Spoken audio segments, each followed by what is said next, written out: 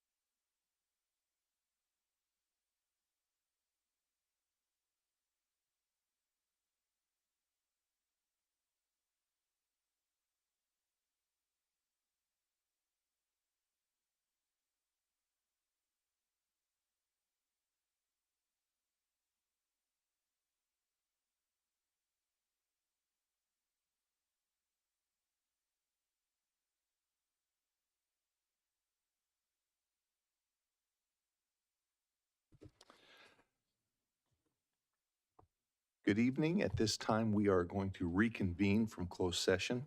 There is nothing to report out. Would like to welcome you to the April 23rd, 2024, 7 p.m. City Council Successor Agency meeting. We do have a quorum, and Council Member Mendoza will be joining us via... Yes, that's correct. She has joined us via teleconference, and you can see her on the screen. Thank you. Terrific. Council Member Mendoza, can you hear us? Yes, I can. Can you hear me? Great. Yes, we can. Awesome. Okay, so at this time, if I could get a roll call, please. Vice Mayor Meyer, Here. Councilmember Mendoza, Here. Councilmember Orlevins, Here. Councilmember Pearson. Present. Mayor Bryant. Here. If you could join with me in the Pledge of Allegiance. I pledge allegiance to the flag of the United States of America and to the republic for which it stands, one nation, under God, indivisible, with liberty and justice for all.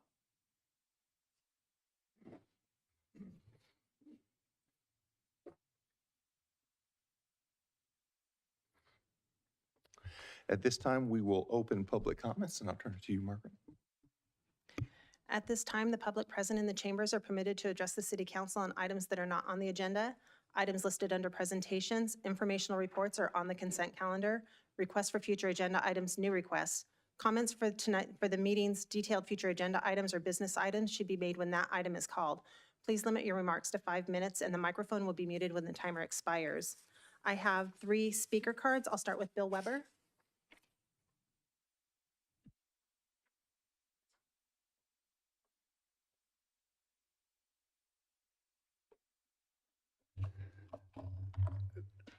Thank you. Can you hear me? Okay, my name is Bill Weber. I have my new glasses so I can see all you beautiful people much better. You look great, by the way.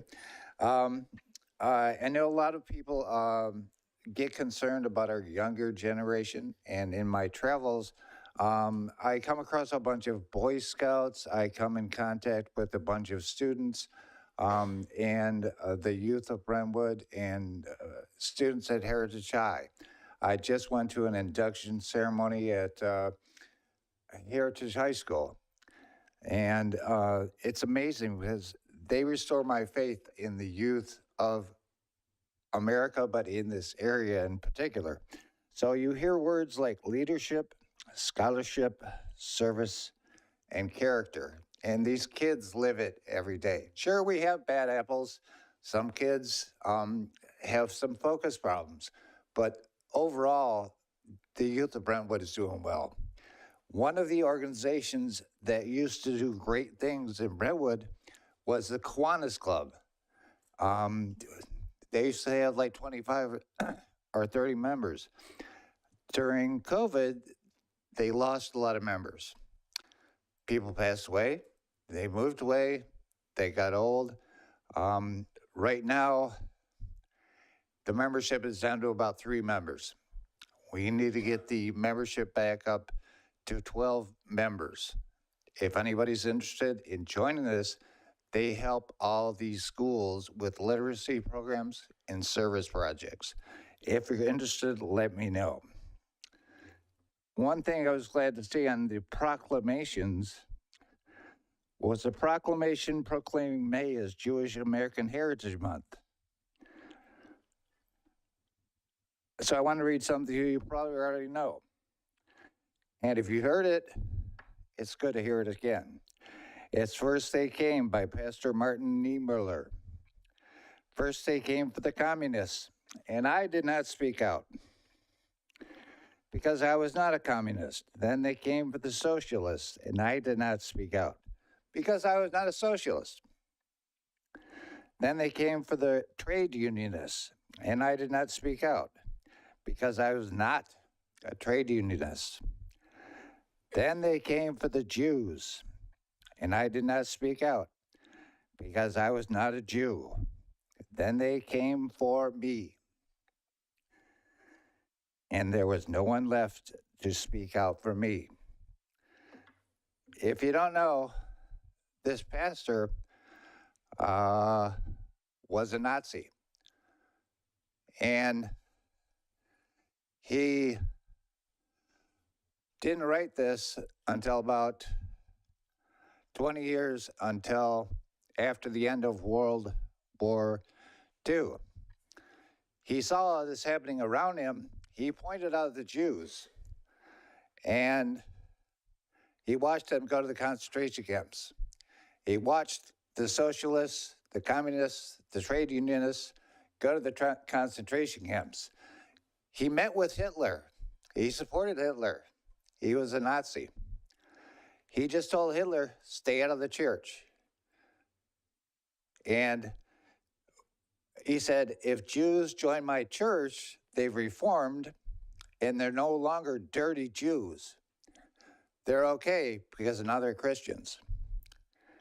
And eventually, Hitler said, you don't tell me what to do, arrested him, put him in Dachau concentration camp.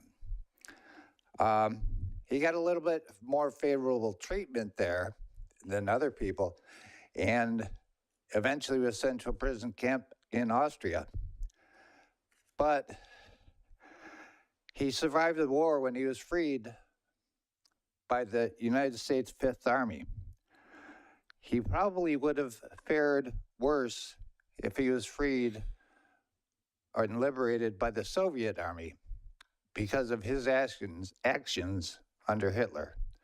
So I think it's a very important thing to do, to reflect on history and to make sure that we speak out when we see injustice, not just against us, but against other people. Thank you. Thank you. The next speaker is Danny.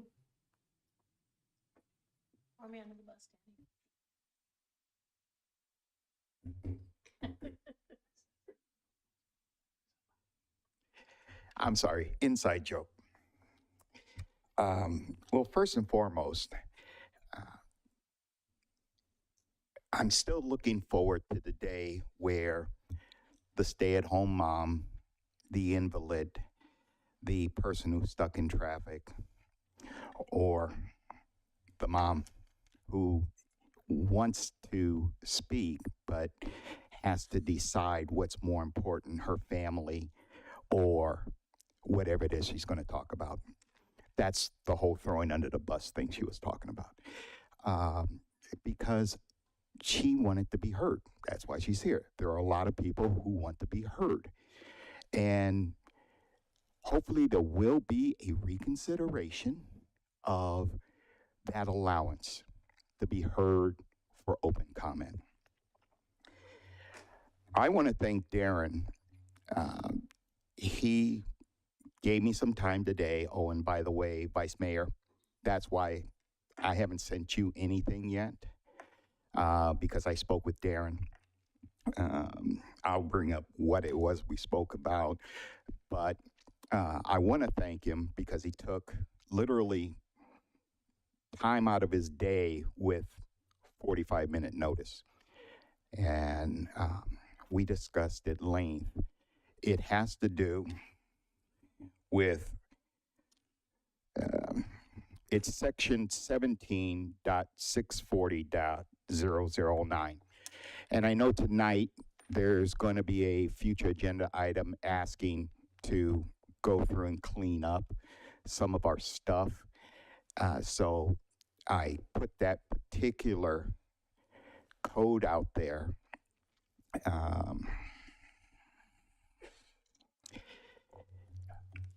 Because I feel somebody's being targeted and they're using that particular code in one particular aspect of it. And Darren's going to look into it. That's great. This young man, he is a minority business owner, second generation Brentwood, provides employment for 7 people. And it is our belief he's being targeted. And this specific code is what's being used. Now, I will say, I understand that if a complaint comes in, that the city has to look at it. Okay, so this isn't one of those staff type of things. They're doing their job. However, if you look at this code specifically, it is antiquated. It is in the wrong hands, a targeting. It hurts businesses in general. And so, again, I urge whoever wishes to speak upon it to speak with Darren. But I want to thank him for that. And I was going to rant and rave about Popeyes, but I want to thank the council in advance because it's my understanding that, and has to do with codes, that you're taking a serious look at the congestion that drive-throughs are putting us through. And hopefully we'll have a positive outlook on that. In a perfect world, a moratorium on drive-throughs. That's it. Thank you. Mr. Dorman, can you tell us again that Brentwood Municipal Code section? Sure. It's 17.640. Specific to this is .008 and .009. Thank you. Thank you. The next speaker is Carolina.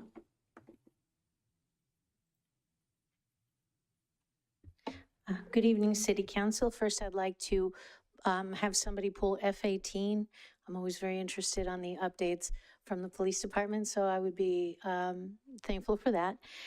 Second, it has come to my attention that the Delta Conveyance Project, which I was hoping was dead, is not dead, and there's grumblings that it may come back. The reason I'm giving this update is that we in Northern California definitely don't want this project moving forward in any way, shape, or form. Southern California needs to figure out how they can get water, but it doesn't need to come from us. So I'm asking for a call to action from everybody listening tonight. We need to call the governor. His number is 916-445-2841. Our assembly person, Tim Grayson, 925-521-1511, and our state senator, Steve Glazer, 925-258-1176. And if you need reasons as to why this project should die and stay dead, recently the governor signed into law the composting bill. I'm sure you can all remember with great glee how happy we were to receive yet another bill, another unfunded mandate. Well, guess what the biggest expense is in composting? Water, not the facility, not the people, but the water. And that seems counterintuitive, right? But what happens is if you have a pile of compost, like a mountain of compost, it is decomposing, and as material releases decomposes, it releases gas. But gravity's pulling it down. If you don't water those piles of compost on a regular basis and keep the temperature below a certain degree in the middle of the pile, it explodes. And now that all the cities in California are required to compost, we all need our water up here. We can't be compliant with this bill if we're sending our water to Southern California. Also, Southern California hasn't really done a whole lot to incentivize their residents to pull out their lawns in exchange for rockscapes and succulents like we have here. I mean, you can drive around Brentwood and see some really beautifully designed yards. We have done a lot in Northern California to become more water efficient. Southern California hasn't done that. So they need to figure out where their water's gonna come from, but it doesn't need to come from us. We need our water up here. Second, Brentwood Union is planning an all abilities family picnic. It's at Marsh Creek Elementary. It's May 18th from 11 to 1:30. The address is 601 Grant Street. RSVP is required. The phone number for the district is 925-513-6300. Again, so please make your calls to make sure that the Delta Conveyance project does not come to pass, you can call the governor and then call your assembly person and your senator. That's what they're there for. Thank you. Thank you. I have no additional speaker cards. Thank you. At this time, we will close public comments and move into informational reports from council members, committees, liaisons, and staff. And since she is the furthest distance away, I'll start with Council Member Mendoza. Hello from Phoenix. Since the last time we met, I shadowed Senator Stephen Glazer in Sacramento. I attended a Latino Caucus Lobbying Day in Sacramento, attended our Latino Caucus Communications Subcommittee, and actually I will be transferring over to the Legislative Review Subcommittee since I always bring up bills with everything. I watched the Planning Commission meeting with the whole drive-through discussion, which was a good discussion. Attended our Neighborhood Voices Leadership meeting. There was a statewide informational call, attended that as well. And it was great because people are starting to wake up and see what's going on with our zoning. So it's nice to see a lot more people getting involved. Thank you. Councilmember Pearson. Hello, everyone.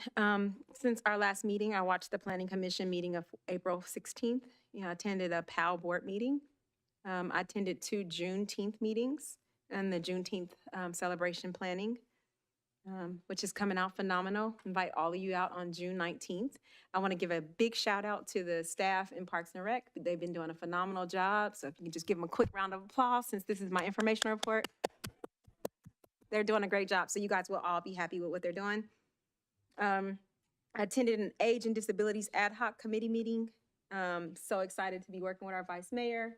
We have some big stuff coming up. It's even we're inviting anyone who is a community partner who wants to come and talk about goals and objectives for the Ad Hoc Committee to come in the month of May. And then I attended a 90th anniversary gala with Contra Costa County Bar Association, where I was one of the speakers. I attended that with Supervisor Burgess. So that's me. I think I did this last week. Councilman Orlman. Good evening, everyone. Since our last meeting, I attended the town hall meeting with the Brentwood Police Department on human trafficking at the senior center. It was an amazing event. The speaker, or the guest speaker, there were a lot of speakers, but the guest speaker that was brought in, Elizabeth, a survivor of human trafficking, did a phenomenal job of educating us on how she was drawn into that and how that impacted her life, and then how she got out and how successful she has been since then. An amazing event. I watched the Planning Commission meeting. I attended a meeting with Joe Young, the president of Trilogy's HOA. Attended Farmers Market, Makers Mart, and I attended a Police Activities League barbecue at Liberty High School, which was a fundraiser for PAL, but supporting a bunch of high school cheerleaders with food and stuff like that. So it was a really fun event, and that's about it. Thank you, Vice Mayor. Thank you. Since we met last, I facilitated a Cal City's mayors and council members virtual roundtable discussion. Council members and mayors from across the state getting together to discuss legislation, local control, relationships with staffs, a lot of other things. Attended the Youth and Government Mock City Council meeting hosted by the Brentwood Lions in partnership with staff. The final Community Day of Service planning meeting. The Community Day of Service is actually on Saturday. If you have not signed up for a volunteer activity, you can always come and donate kids' jackets and hygiene products and let's see, non-perishable foods, gently used clothing. There's a lot of donations being accepted that day. Watched the Planning Commission meeting, took part in the Age and Disabilities Friendly Community Communities Committee, the ad hoc meeting that happened in April, and we discussed, as Councilmember Pearson mentioned, the best way to engage stakeholders in crafting our priorities. So look for that. We'll be blasting that out as soon as we have a date and some specific information about that event.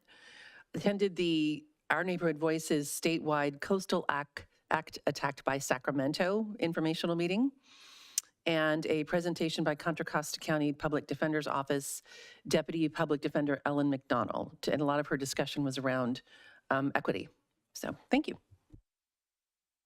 Thank you. Since the last time we met, I attended the Habitat Conservancy board meeting where the Habitat Conservancy gave approval for conservancy of 2 additional pieces of property along the Mount Diablo corridor that will be conserved in perpetuity from any kind of disturbance, building or otherwise. I attended the Youth and Government Mock City Council. I attended a transplant, an East Contra Costa Regional Finance Authority meeting, a BART and State Route 4 Bypass Authority meeting. And that is all I have to report at this time.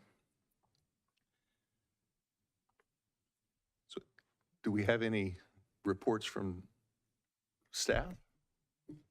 Yes, thanks, Mayor. I'll just add one additional announcement with the Community Day of Service on Saturday morning, starting at 8 o'clock. I think we're at full capacity for volunteers, but we will be having a breakfast from the Rotary Club, pancakes, and then starting at 8 at Veterans Park, I'll be hosting a Q&A with residents about any questions they have about anything at City Hall or any city projects, and be glad to visit with them at Veterans Park 8 to 9. So even if you're not signed up, please come and participate and be glad to visit with you. Thanks. Thank you. This time we will move into item F, consent calendar. I would like to pull item F4 and item F18. Is there any other items that you would like to pull? F14, please. F14. Thank you. Yeah, Mr. Mayor, I don't want to pull item F19, but I would like to say that I thank staff for getting this back to us so quickly, and would like to make sure that certain items, certain bills that were mentioned in F19 are brought up in the future workshop that we discussed. Okay, with that, do I have a motion on the consent calendar? I'll make a motion to approve the consent calendar minus F4, F14, F18. Okay, we have a first I'll second. and a second. Do we need a roll call vote? Roll call vote, please. Vice Mayor Meyer, Here. Councilmember Mendoza, Yes. Councilmember Orlemans, Yes. Councilmember Pearson, Yes. Mayor Bryant. Yes. Motion carries unanimous. Okay. We will move into item F4, and I'm going to go to the podium for item F4.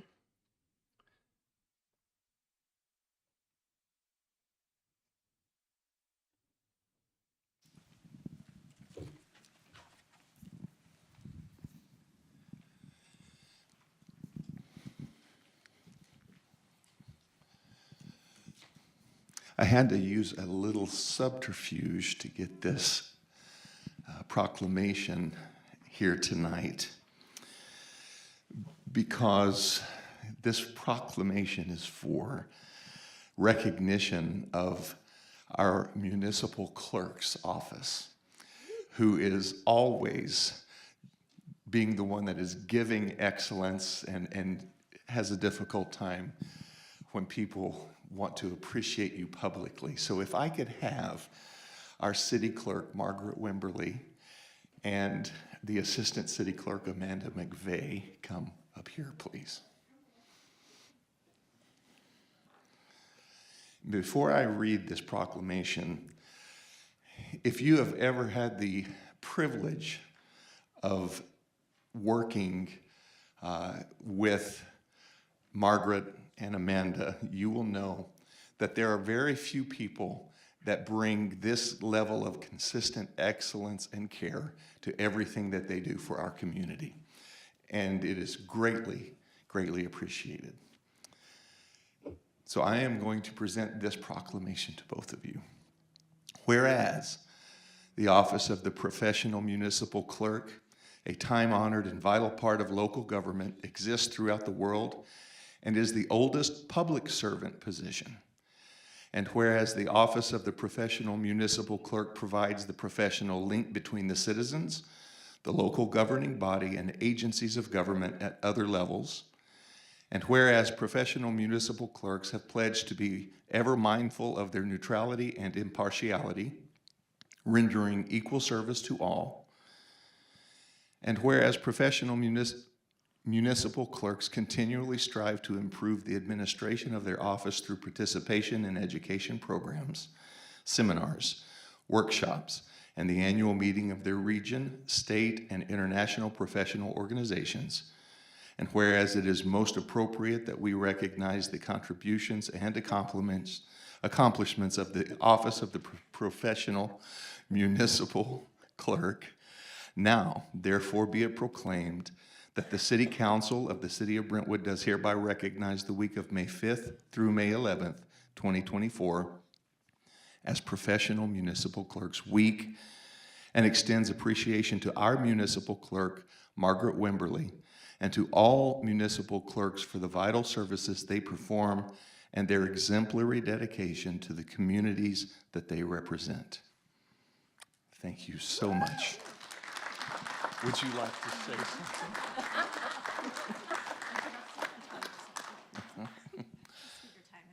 something? The speaker time has expired. Thank you so much. Thank you.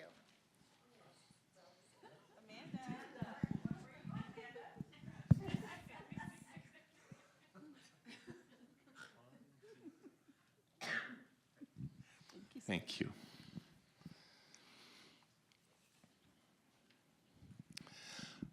I also have a proclamation for Older Americans Month.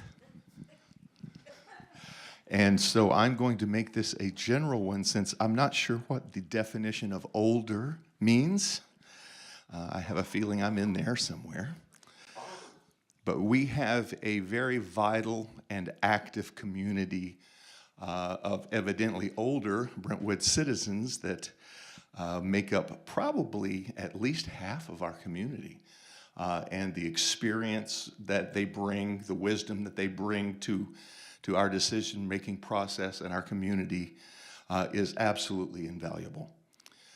So whereas the City of Brentwood includes a growing number of older Americans who have built resilience and strength over their lives through successes and difficulties, and whereas the Brentwood benefits when all of the ages, abilities, and backgrounds are included and encouraged to share their successes and stories of resilience.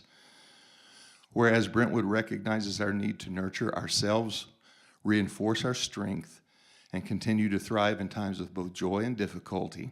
And whereas Brentwood can work to build an ever better community for our older residents by not limiting our thinking about aging, exploring and combating stereotypes, emphasizing the many positive aspects of aging, inspiring older adults to push past traditional boundaries, and embracing our community's diversity.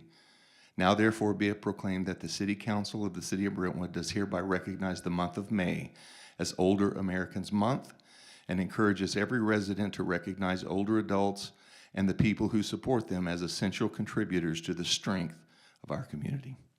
So thank you all. And I will tell you, Mayor, 50 plus is 33% of the population in Brentwood. So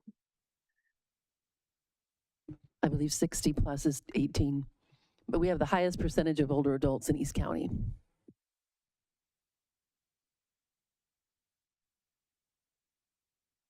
I think 60 plus is now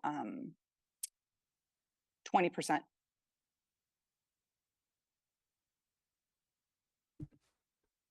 So at this time, I move approval for item F4. Do I have a second? So Yes. moved. Oh, second. Okay. Roll call vote, please. Vice Mayor Meyer, Here. Councilmember Mendoza, Yes. Councilmember Orlemans, Yes. Councilmember Pearson, Yes. Mayor Bryant. Yes. Motion carries unanimous. Okay, we'll go to item F14. Councilmember I have a Mendoza. couple of questions about it. We, our park committee, and we heard a lot about this from Karen Rary, we're supposed to be themes, and I know the park is done, but there really isn't a theme. I was at Miwok Park a couple weeks ago, and, great little, it's just a theme park. I think it's a outdoorsy kind of thing. And I thought we were going back to that direction. So this park doesn't have a theme. And I was wondering if there was a plan to go back to having themes so moms could have different parks themes when they take their kids out. And the other thing is, I don't see any shade. And I thought we had talked about parks having shade because it gets really hot out here. There's shade over one of the play structures, but there's no extra shade that I saw. So is there any plans on putting any shade in that park? Good evening, Council Member Mendoza. So regarding shade, there is a little bit of shade over some of the play structures. However, there's not shade over a lot of the other part of the park. So shade is a challenge. It definitely is a priority for our Parks and Rec Commission when we do our park planning. We try to go for shade as much as we can, and we try to put in trees as well for longer term shade. So we will continue to look at shade in our parks. The dog park also is an area that is rather exposed right now. So we'll look at future if we need to add shade to that area as well. But it is a challenge because shade structures are very expensive. So we always have to look at the amenities that we can put in the park versus the cost when we are negotiating with the developers as well. So, but we will continue to look at that in planning of the parks. What are the parameters when you're negotiating with the developer? Why can't we negotiate shade into there? Well, we do talk about that. However, there is costs associated with all the amenities that go in the park. This particular park, they only got fee credit for a small portion of the park because of the shape of the park. They were not able to get fee credit for a lot of the longer, more narrow areas of the park. However, we were still able to get those areas as parks, so we got additional park acreage. This particular developer also developed another smaller Towie Park in this development as well that they did not get park fee credit for. So there was additional acres in this development that were added as parkland. So those are things that we try to negotiate as well when we can. So there are some different things that go into it. Okay. And what are we going to do about going back to how we originally did parks, which was theme-based? Because they're starting to all look the same, just in different colors. We will continue to look at themes. Not all of our playgrounds have themes. One thing that we did negotiate in this park was an additional dog park. So it does give a dog park on this area of town that did not have one before.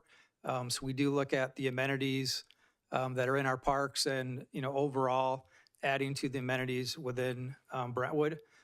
We will continue to emphasize themes, and I'll pass that on to our Park and Rec Commission to look at themes when we're planning our parks. Okay, thank you. I don't know if anyone else had any other questions about the park. Yes, Vice Mayor. Thank you. Regarding the dog park, the decision to use artificial turf as opposed to grass, I understand about the, excuse me, allergies. I understand about the wear and tear, but I definitely am concerned about the usage during the summer without shade and knowing that those little grass blades are going to get very, very hot on dog feet. Yes, so we do actually have artificial turf in a portion of King Park as well, which has worked out really well, and we haven't had issues with that. The artificial turf is also hosed down on regular maintenance to keep for cleanliness, and also that does help to keep it cooler as well in the summer. So we do look at that as well. Aaron came to the podium, so I don't know if he has any additional information on this. Yes, absolutely. Good evening, Mayor and Council. Yes, excellent question. We get asked that all the time. We do have 1/5 of the King Dog Park is artificial turf that was installed somewhere between 8 and 10 years ago. And while even staff was suspect at first, it's been actually wonderful and great to maintain. And that particular one does have shade trees directly around it, so it does provide some shade. This particular instance, it's adjacent to the railroad, and due to that proximity, we're not allowed to put permanent shade structures. So we're going to be able to plant some additional trees a little more east of that park. So to answer that other question, yes, we will be able to plant some more trees. Back to the turf, though, the actual product is called Heavenly Greens. It's designed entirely for dog park usage. It's got a 15-year warranty, which is incredible. Not too long ago, we couldn't even get a 7-year warranty on regular natural or artificial turf. But it's Heavenly Greens, pedigree H pet to be precise. And I'll just read a little bit from their blurb.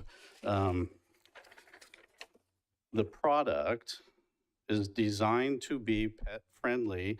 Cool flow is the technology that keeps the turf cool. So while they don't recommend or require watering it down, we do know that can be an issue. Plus, it's also supposedly odor-free and toxic-free, but staff prefers to water it down regularly anyways, just to help clean it off.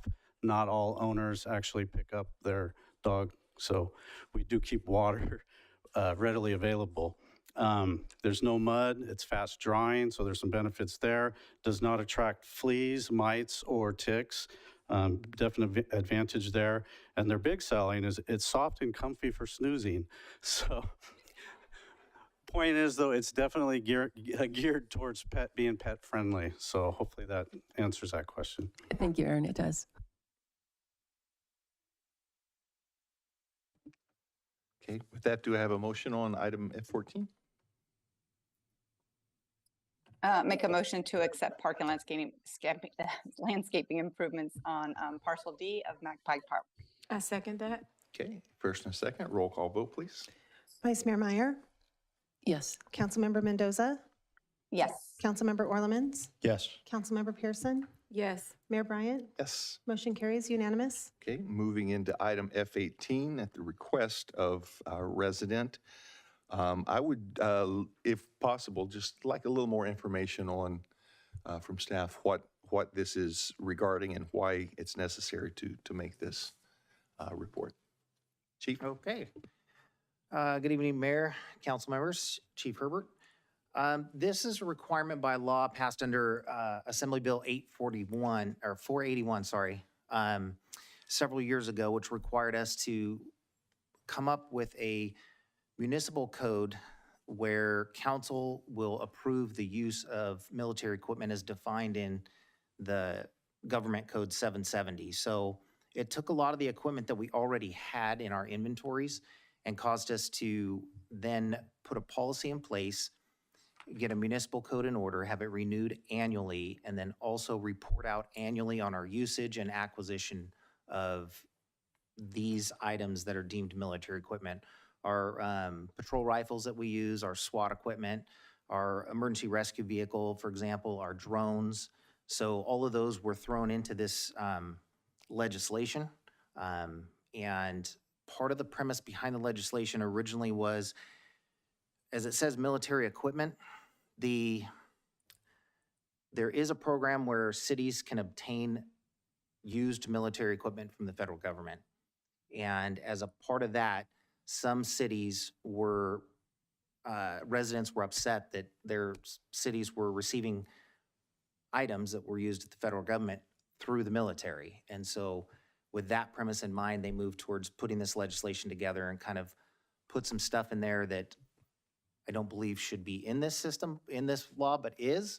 And that's the requirement for this.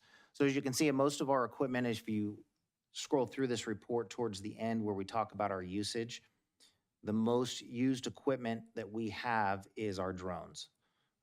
They're used on a regular basis, not only for training, but for the public safety of our citizens.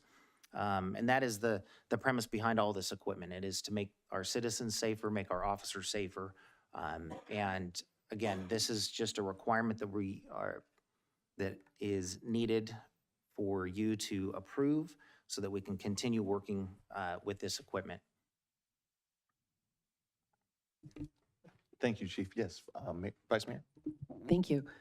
I actually did have a question, so I'm glad. Thank you for pulling that. So we know tech on equipment changes on a very rapid basis. And I'm wondering, some of our military equipment I know never gets used, which is, I'm not sad about. I think that's fine.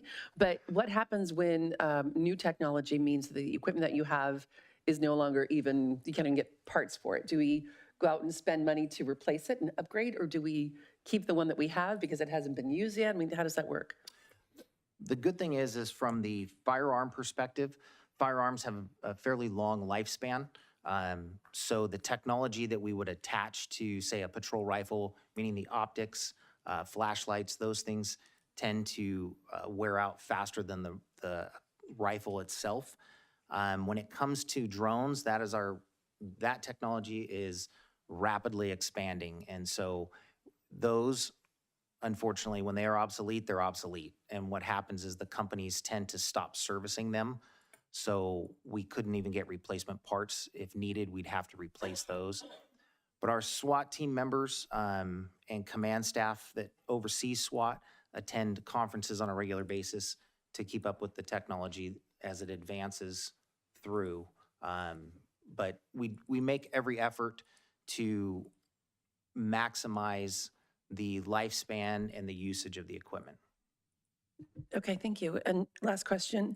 The report said there was no community complaints or department investigations in 2023. Is that fairly common, or have there been any problems in the past? No. So prior to the bill, we didn't have to specifically track someone that complained about our use of, say, the rescue vehicle.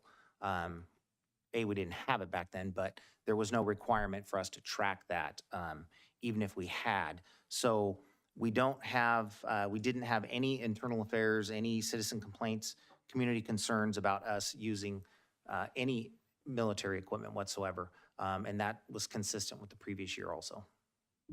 Thank you. Are there any further questions regarding this item for staff?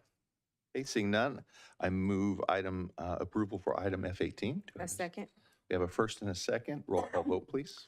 Vice Mayor Meyer, Yes. Councilmember Mendoza, Yes. Councilmember Orlemans, Yes. Councilmember Pearson, Yes. Mayor Bryant. Yes. Motion carries unanimous.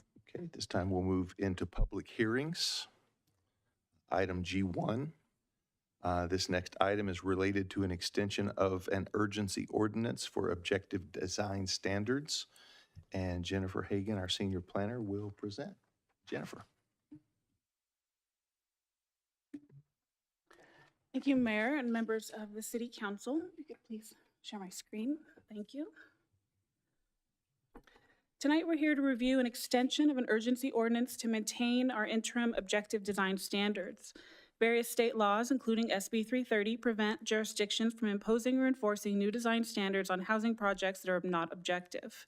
To ensure that projects deliver high-quality design, the city adopted an urgency ordinance improving our interim objective design standards while the city develops a more robust set of residential design and development standards.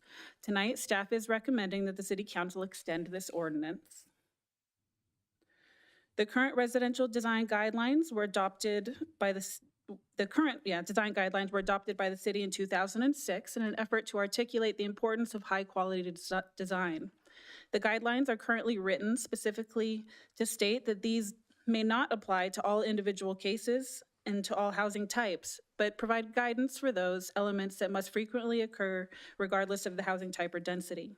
While the guidelines have helped to articulate the community's vision in the past, since they were adopted to provide guidance and not as development standards, they're currently difficult to enforce, and many of the guidelines are subjective and may be argued to contain ambiguous and unclear standards for review of development, which has not always resulted in consistent interpretations over time. Objective standards are objective and quantifiable in contrast to the subjective guidelines that might demand interpretation or judgment on the part of the decision maker, or depend on individual aesthetic preferences to determine if a project is consistent or compliant with the guidelines. Consistent with the requirements of recent and pending legislation, the objective design guidelines are intended to provide a basis for review and approval for residential projects based on objective, measurable, and verifiable design criteria. The adopted design standards are applicable to all housing developments in the city. Tonight's urgency ordinance would extend the ordinance for 1 additional year. As we continue to move forward, staff is currently working on converting appropriate residential design guidelines into objective standards to be utilized as a base for the future standards in order to continue to respect the past while embracing the future of Brentwood. Community outreach was initiated in March and will continue with an upcoming survey on architectural preferences. Initial draft excerpts are anticipated to be brought before the Land Use and Development Committee in June. The final comprehensive set of design guidelines would be subject to review by both the Planning Commission and the City Council prior to adoption by the end of this year.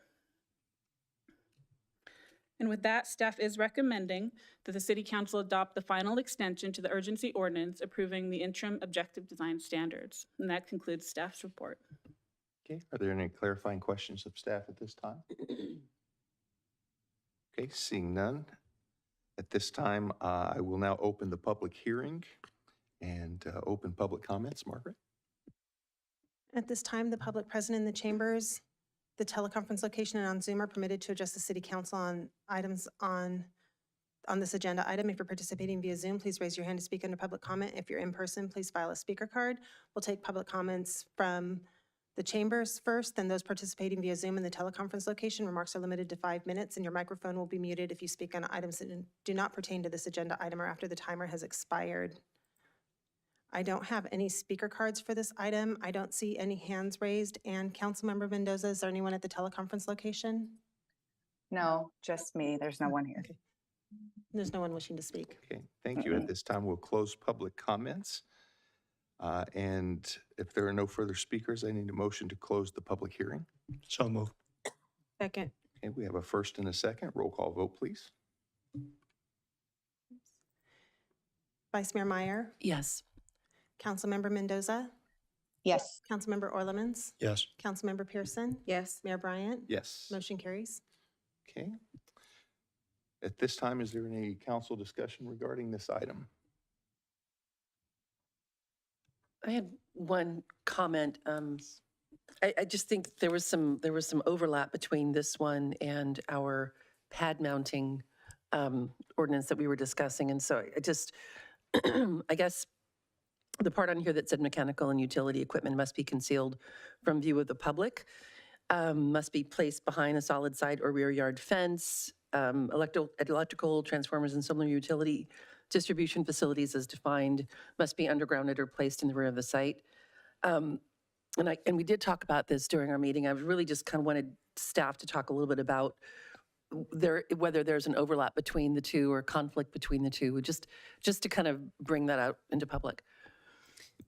We appreciate your eagle eye, and I'll defer to Jennifer in just one moment, but I would just say, to the extent that there could be an overlap, because the language you read there, I think, pertains only to multifamily sites. And so to the extent there could be an overlap, when the next item comes before you, some prefatory language has been added to ensure that that is not the case. So I'll let Jennifer add anything she might want to as to this item, but we've kind of handled it on the back end with the second item. Yeah, and as Katie had said, tonight's item is actually just an extension of the previously adopted ordinance. So the following item, it would be up for discussion as part of that item, in which you could put language into that to address the conflicts. Thank you. Okay. Any further conversation? Do I have a motion on this item? I will make the motion to adopt the extension of the urgency ordinance approving interim objective standards. I second that motion. Okay, we have a first and a second. Margaret? I'll read the title of the ordinance and then do the vote. An urgency ordinance of the City Council of the City of Brentwood extending for an additional period of 1 year the interim ordinance adopting Appendix B to the City of Brentwood Residential Design Guidelines to implement interim residential objective design standards and finding the action exempt from CEQA. Vice Mayor Meyer, Yes. Councilmember Mendoza, Yes. Councilmember Orlemans, Yes. Councilmember Pearson, Yes. Mayor Bryant. Yes. Motion carries unanimous. Okay. And thank you very much, Jennifer, for your outstanding presentation as always. Moving into item H1, the consideration of the extension of the urgency ordinance is withdrawn for tonight and will be renoticed at a future agenda item. We will consider now the first reading of a permanent ordinance implementing a modification to the municipal code for pad-mounted transformers. And Alan Bacalar, our Director of Engineering for the city, will present. Alan. Thank you. Ready to share my screen? Good evening, Mayor, Vice Mayor, and City Council. My name is Alan Bacalar, Director of Engineering, and I will be providing a short presentation regarding the ordinance in front of you tonight. As background, the City Council approved the interim urgency ordinance on March 26, which implemented a modification to Brentwood Municipal Code allowing above-ground or pad-mounted transformers within development projects. The interim urgency ordinance is in effect until May 10th of 2024. Prior to its expiration, as the mayor noted, staff intends to bring an extension for council consideration on May 8th, 2024. For tonight, staff is presenting an introduction and waiver of the first reading of a permanent ordinance to amend Brentwood Municipal Code Section 16.120.120, consistent with direction council provided back on March 26. As previously presented, we are currently experiencing a nationwide shortage of subsurface transformers, with PG&E estimating the year 2028 to be the soonest that subsurface transformers would be available. On this slide, you will see an example of a subsurface transformer installation to the left, and to your right, a pad-mounted transformer installation. As a quick recap, here is a summary of research done on other cities' undergrounding requirements. In general, staff found that of the cities that require undergrounding, they also provided exemptions to allow pad-mounted transformers at the discretion or satisfaction of the city engineer for reasons that include topographical issues, design constraints, feasibility, and other unforeseen circumstances. Tonight's ordinance includes the following changes to Brentwood Municipal Code Section 16.120.120, Item 4, and also adds a new Item 5 consistent with the previously adopted interim urgency ordinance, with the change to ensure objective design standards are applied as it relates to screening requirements in residential projects for above-ground transformers. Also, as the interim city attorney mentioned, this evening, staff is also proposing an update to the proposed Item 5, which I will highlight in a moment. So here you see Section 120.120, Part A, General Provisions, Item 4. We are adding to it the underlined portion which states that the City Council, following consideration by the Planning Commission, may waive undergrounding requirements if unusual topographical, soil, or any other unusual problems, such as prolonged supply chains, make such underground installations unreasonable or impractical in accordance with the following. And there's no changes to parts A, B, and C, but we are proposing the addition of D, which states, in the event such a waiver is granted as to a residential project or development, the developer shall be responsible for installing screening consisting of dense landscaping and/or walls with a concrete apron meeting all PG&E requirements on at least 3 sides of the surface-mounted equipment. This next slide shows the new Item 5 in its entirety, with the blue highlighted stating, notwithstanding any City of Brentwood requirement to the contrary, which will alleviate any potential conflicts that this addition may have with other parts of the municipal code or the interim objective design standards. This particular new item is also consistent with what was presented previously with the interim urgency ordinance.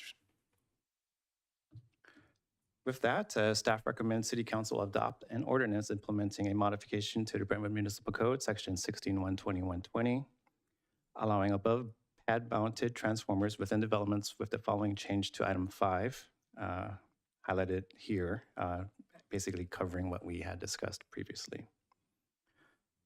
With that, that concludes staff presentation. If you have any questions, I'm available. Are there any clarifying questions of staff on this item? Okay. I want to go back to a question I had before, and I was told no. I've been driving around and looking at these, and they are ugly, especially in front of someone's house. And while I understand we have shortages, I asked, could we make them low profile? Can we use smaller ones? And I was told that it depends on the size of the development. But I think we need guidelines as to the size. What is the maximum size if we're going to do these? I would rather actually not even do this for residential, but if we're going to do this, I think we need parameters around how big these units can get, because some of them are pretty heinous. So is that something that we could add to this tonight? Well, that's the first question. Thank you, Councilmember Mendoza. With regards to the size of the transformers, based on what I'm seeing from proposed developments with their plans, these transformers, as far as residential single-family home type developments, they typically, each transformer would serve probably from 6 to 8 homes each. With that actually allows for a smaller, generally smaller transformer. It's not those transformers that you may have seen driving around the city may have been more along the arterials, and those are our major streets or within commercial subdivision or commercial developments where they have a higher load capacity requirements.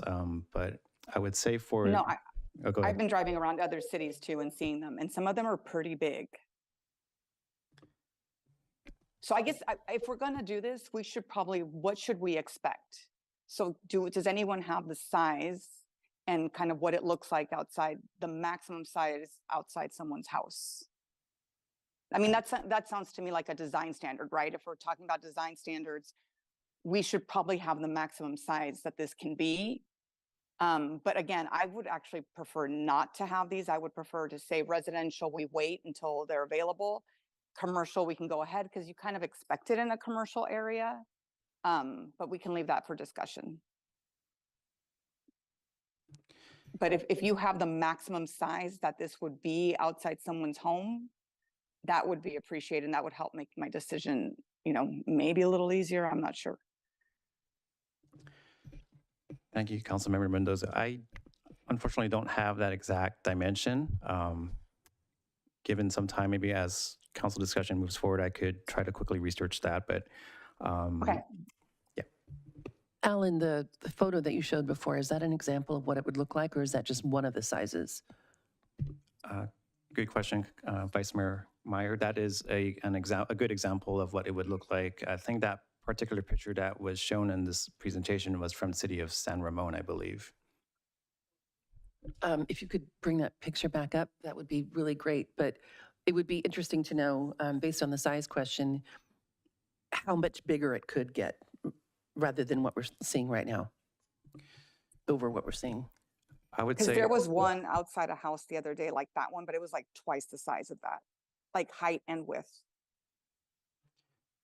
I would certainly say that what we have in this picture shown here is what I was personally expecting and what I've seen as far as proposals going with current joint trench plans as I'm receiving them. I can pull up and find out what the exact dimensions are. With Councilmember Mendoza's concern, I might have to look at what those other cities were implementing, and it could be that they were allowing a transformer to serve a higher load than we are here expecting, so.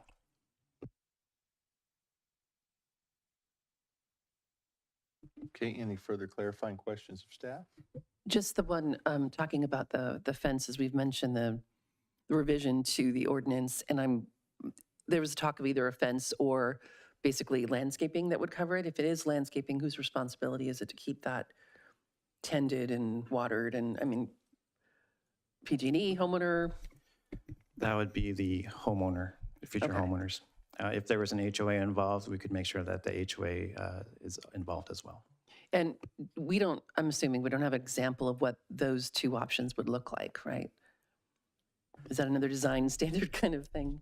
Yeah, PG&E provides standards and guidelines. Ultimately, what is proposed would have to go through PG&E approval to make sure there are certain requirements there. But PG&E does have an exhibit, I think, that was provided at the at the last meeting on March 26, where PG&E has a document that they published that has examples. Okay, thank you. Okay, if there's no further clarifying questions of staff, at this time we'll open public comments. Margaret? At this time, the public present in the chambers, the teleconference location, and on Zoom are permitted to address the city council on this agenda item. If you're participating via Zoom, please raise your hand. If you're in person, please file a speaker card. We'll take public comments from the chambers first, then those participating via Zoom and the teleconference location. When remarks are limited to 5 minutes, your microphone will be muted if you speak on items that do not pertain to this agenda item or after the timer has expired. And we received no written public comments on this. I have no speaker cards. There's no hands raised in Zoom. There's no one here, Margaret. We have no one wishing to speak. Okay, at this time we'll close public comments on this item. Move into council discussion. Council Member Pearson. So, I don't know. I feel like we talked at this at length last time. I just think I hear the concerns about the look, but it's a burden versus, it was the burden outweighs the benefit. And to me, the benefits far exceed the burden. I mean, and I also am concerned that can we really, and I guess I pose this to legal, can we discriminate between commercial and residential when it comes to setting the tone of this? I mean, I feel like it would be a little discriminatory to say we would have one policy for commercial that we don't have for residential when it comes to these boxes. It would also potentially halt a bunch of development, right? If we do have this, which would mean tax revenues and other revenues that we can forego, we would be foregoing for we don't know how many years. So with regard to the second question, yes, failing to allow the installation of pad-mounted transformers would substantially slow, if not stop, commercial projects that currently have this requirement in their entitlements. So there's that side. We do distinguish between commercial and residential with some of our development standards, but what we talked about last time was that we really would put ourselves in a potentially very vulnerable position if we refuse to allow residential development to place these transformers on the surface as opposed to underground, because it could effectively kill a project that, for example, had funding that couldn't wait until these things become available again in 2028 or later. So there is a definite legal vulnerability associated with not moving forward with allowing surface-mounted transformers.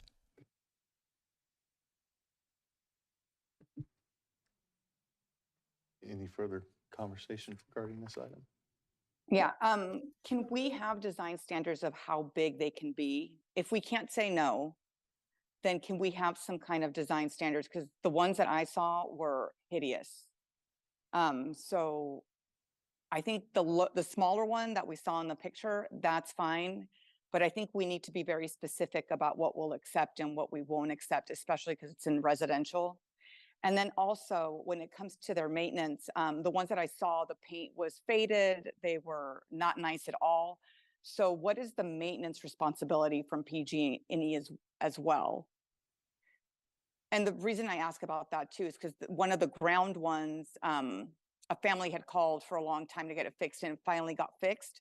But how do we make sure that these are maintained to our standards?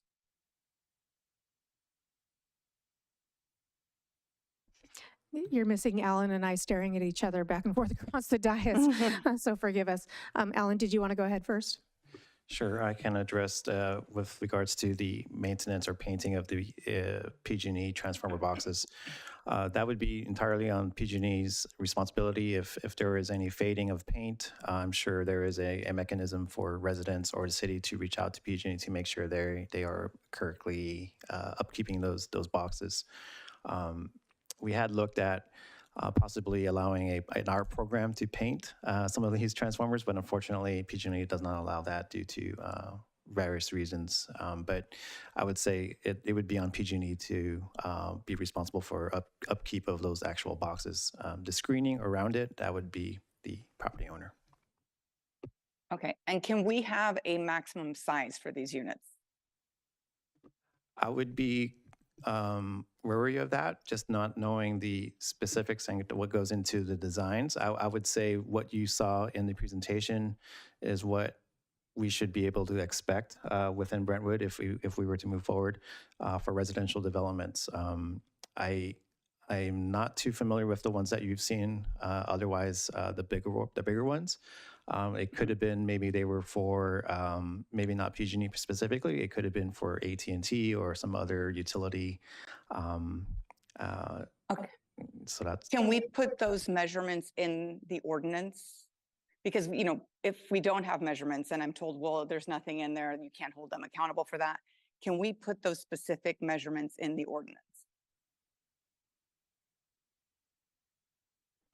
Isn't the size based on the load? So if the load is heavy, then we would be stuck with a small size, which would then counteract the development in. So I hear what you're But do you saying. want one big one or do you want like two smaller ones? I would say two smaller ones versus one big one. Because if I'm a developer, I'm going to put the biggest one out there for the least amount of cost, which isn't the right thing to do for residents. I would want to spread it out so they're not as obvious and as big. Thank you, Councilmember I'm just saying- Mendoza. Sorry.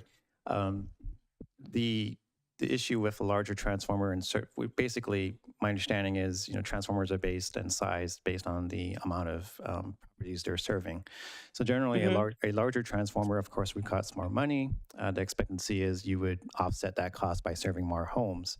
The issue with residential single-family home developments where a large transformer doesn't make sense is because of the amount of conduit that would be required to get to all the multiple houses. Let's say instead of serving 6 houses, now you're serving 16. That's a lot more conduit that they would have to install, a lot more wiring, versus if you have 2 smaller ones like we would prefer, that would make sense to develop or to move forward with. And that's been consistent with what I'm seeing so far in the joint trench plans. But that's not in the ordinance. So how do we put that in the ordinance? So instead of, I guess what I'm trying to figure out is instead of saying, can we have a small one or a large one? Because I don't know how we quantify the size. We'd have to go measure out small, large, or whatever. I guess what I'm kind of hearing, Councilmember Mendoza, are you asking, can we say, let's have one per every so many houses based on what the engineering perspective understanding of low? So like I keep hearing you say 6 homes. And I don't know if that's the standard, but can we develop our own standards for the number of homes versus small size, medium size, large size, that we understand that the smaller one as pictured, which we're just throwing at as the term of art here, smaller, is usually going to this size of house, number of homes. That makes sense. If we could put a number on the homes rather than a measurement on the box itself. Like the one in the picture, how many homes does that one serve? Ma'am, you liked the picture a lot, didn't you?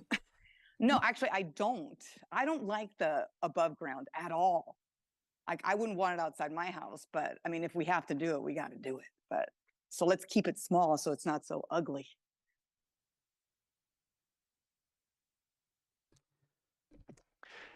Alan, I have a question for you. How much of this is PG&E's determination about how much load to spread out through their area, their service area? Do they make that determination, or can we make that determination? I'm not clear on who makes that determination. It's their equipment too, right? That is correct. The PG&E determines the size. I think the developer has a say as to fine tuning it, whether they want one big one or one small one. But ultimately, it is PG&E's discretion. I would imagine it would be their preference to have multiple transformers and smaller as well. But does PG&E follow to the standard of the city? Because I guess they don't set the standard, but the specification would be theirs. But if we have standards in place, they can't overcome our standards, right? So if we said there was, no matter what it is, to this particular number of homes, would they have to follow our ordinance? I would say yes, they would have to follow that ordinance. Similarly to how our ordinance currently requires, subsurface transformers. They've respected it, and unfortunately, we're here today because of the shortage. So I would say yes, if we were to specify something in our ordinance, that yes, they would be following it as well. However, not knowing the dimension that we're seeing in the photo, we can take a guesstimate, but I'd hate to move forward with a guess and turn out that it's not quite right. How bad would it be just to continue at one meeting and come back with the measurements so that it's in our ordinance and it's very clear what can be installed? Like, we're gonna do it, but I would prefer it to be in the ordinance. The maximum size. I would say if we were to continue this ordinance, 2 weeks. that by 2 weeks, or if we were to come back on May 8th, possibly. I think there's a bit of an overlap where maybe the interim city attorney could help me on that one. Yeah, so I think the short answer is it's fine. You have the urgency ordinance in place that holds through May 10th, and you have an extension of that coming before you May 8th to extend it further. So you already have the urgency ordinance in place. If you want to extend this out until May 8th or even May 14th, your next regular council meeting, you could do that and you would still have the urgency provisions in place. But I do think this is the type of information that you would want staff to actually look at the PG&E guidelines so that we understood what their needs were. And Alan did say that they have respected our undergrounding requirements to date. Not sure that translates into a requirement that they subject themselves to our limitations on the size of the transformers. So let's double check that before we put it into the ordinance and then find ourselves sort of at a conflict. So if that works for the council, staff could take that direction and be looking into those matters. I'd be fine with that, but I also would think if we can't specify a size, because we're basing it on a picture of a location in San Ramon, can we also look at number of houses? So for a smaller for a smaller box for the number of houses. So I think, I'd be okay with either one of those. yeah. Yeah. And I don't mean to continue it. I know you guys are doing a lot of work, but like thinking about it and looking at them, I'd rather do it right than, not. So can I make a motion to continue this till the next regular scheduled city council meeting, where we'll get more specifics on what the unit, how big it'll be, or how many houses it will, support, and that we want a low profile one? Yeah, one consideration is you could approve what we have before you, and before the second reading, we could make that size adjustment, but give us some time to check with PG&E on what parameters is feasible and what those kind of parameters could be for you to insert if it's not drastically different. No, maybe not. I would rather wait to get the specifics if I'm going to vote on it. I just want to avoid a gap between that urgency ordinance expiring and then the regular ordinance taking effect. If we delayed even 2 weeks, you could have a gap of 2 to 4 weeks. Do you have someone that's waiting on this right now? Well, they've been authorized based on your first reading to already move forward Yeah. with PG&E. There could be a need to come in. So it might only be a wait of a couple weeks, which isn't the worst thing. Yeah, I don't think we have any developments that are like, waiting on it, because since we have the emergency one. Councilmember, could I just ask for one quick clarification? You asked to continue this to your next regular meeting. Yes. I anticipate that staff would have the information by that time, but if they don't for some reason and it just needs to carry forward, provided that the urgency ordinance is still in effect, would you give staff that leeway to move it to the next meeting if it needed for all the information to be gathered? Thank you. Yes.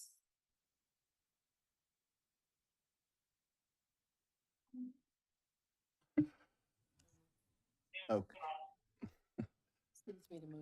So Just since we were off mic, I was just saying we have a special meeting set on May 8th. We could add it to that agenda if we needed. That way we don't miss the urgency ordinance timeframe. But as long as you got some flexibility in the special or regular meeting for the first reading, Yeah. but not the second. Okay. Yeah, whenever it works for y'all.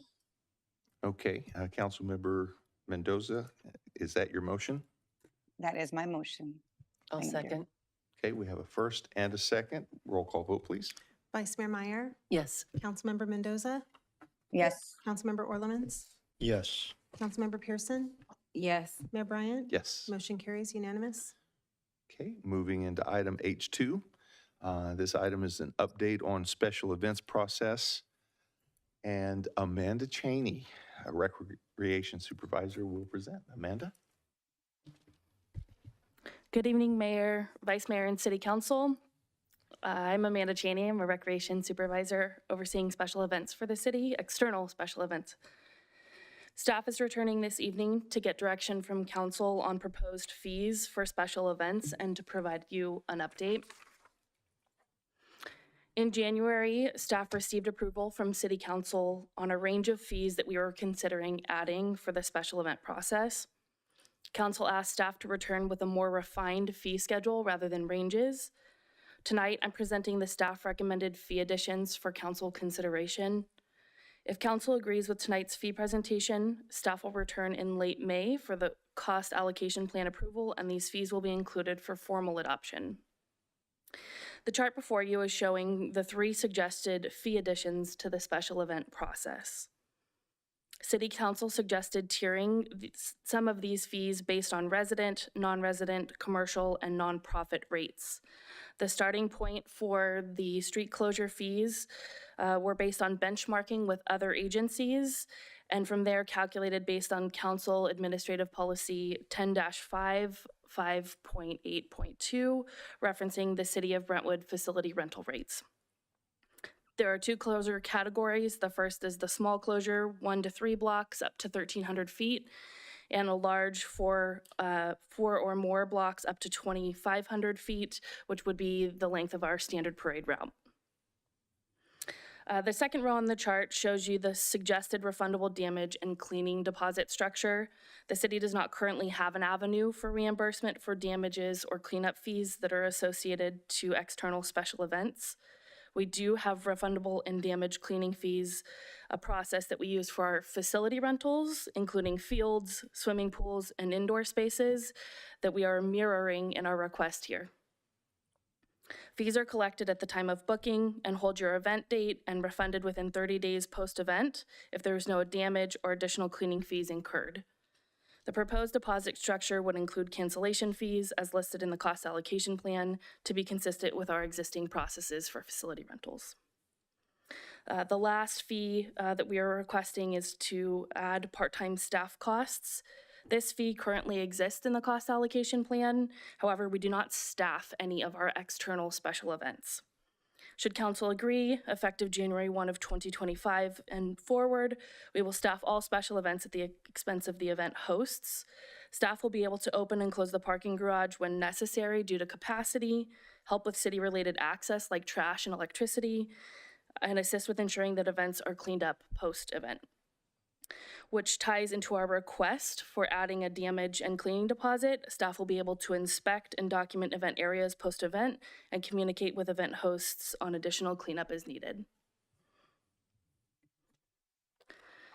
The current slide is a few highlights that council had asked staff to return with. The full list of council questions from the January 9th meeting are included in the staff report with full updates.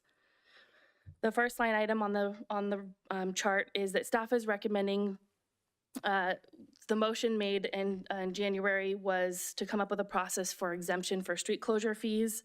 Staff is recommending that event hosts apply for a fee waiver of the street closure fees instead of creating a completely separate exemption process.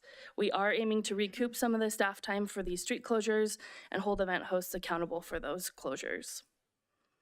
The second item on the chart is referring to conflicts with Liberty Union High School District homecoming dates and events in City Park. Council wanted to limit the conflict with homecoming dates at City Park, with event hosts being potentially able to book events out 18 months in advance. We've run into scheduling issues with homecoming in the past. For 2024, Rotary has moved their Brewfest event to the last Saturday in September. This still does conflict with the Freedom Homecoming, but the park was put on an administrative hold for the Liberty and Heritage homecoming dates for this year. As a note, Rotary also had to reschedule their event in 2023 due to homecoming dates. So as a result, for 2025, all of September and October dates have been put on an administrative hold until we receive the homecoming schedule from the school district, typically at the end of October or early November. This is to avoid event rescheduling in the future. Once those dates are realized, staff can hold only the homecoming dates and release those remaining dates for event hosts to book. In doing this, however, we could potentially affect some annual or reoccurring events being able to book on their typical annual date should homecoming land on those dates, like Brewfest, Oktoberfest, or La Gran Fiesta.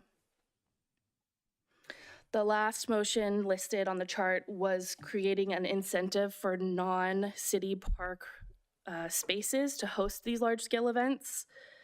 At this time, the city has really two main facilities that can accommodate large-scale events, which including consideration for parking, traffic, restrooms, and the general layout.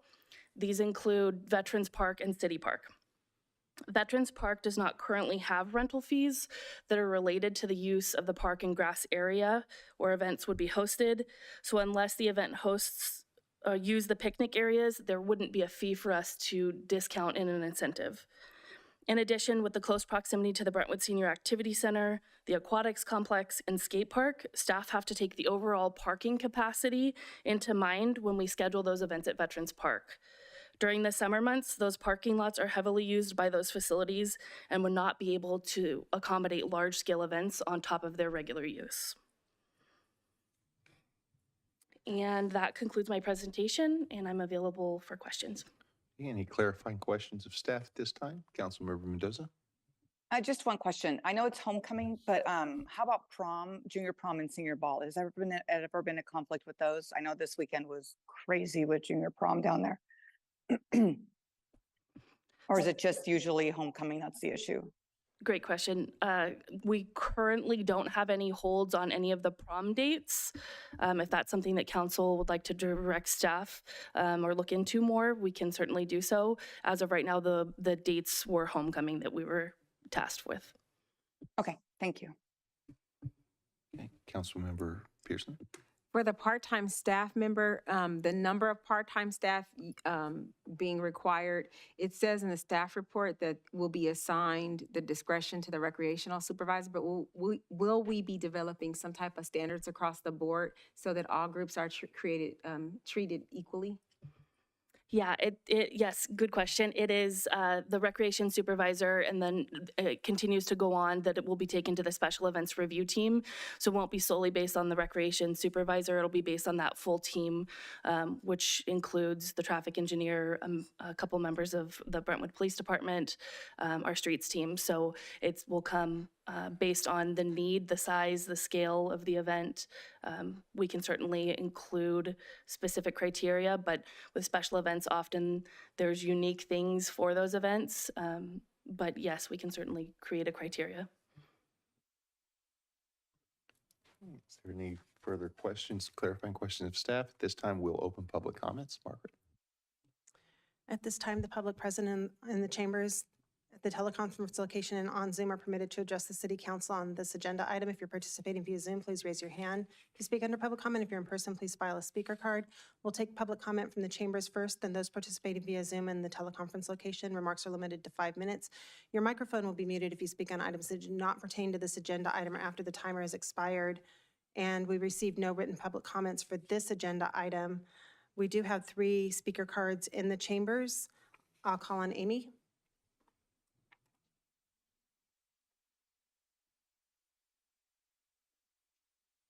Hello there, good evening, everyone. I'm Amy Tilley from Downtown Brentwood Coalition. Just a short comment from our standpoint. We do a lot of events in downtown, and I wanted to just really applaud Amanda and the Parks and Rec team. This is kind of like a textbook of how a process really should be developed. They came in and met with different stakeholders and got a lot of feedback, and what you saw tonight is many versions different and was refined over a long period of time. So I really appreciate the nonprofit considerations, the rates are in there. The trash fees for us, or the deposit fees, I think those are fair, right? If you leave it clean, you get your money back. So that to me seems fair. We felt like that was fair. And then as far as having a staff member, that's something that from our organization, we would appreciate having. So that's not something we see as an imposition on the event. You know, when you think about Oktoberfest, sure would be great to have somebody there, and you know, if we need to pay a little bit for that support, it's well worth it. So I just wanted to say thank you. Thank you, Parks and Rec. Thank you, Amanda. Thank you to the whole team. Really great job on that. Thank you. The next speaker is Cheyenne.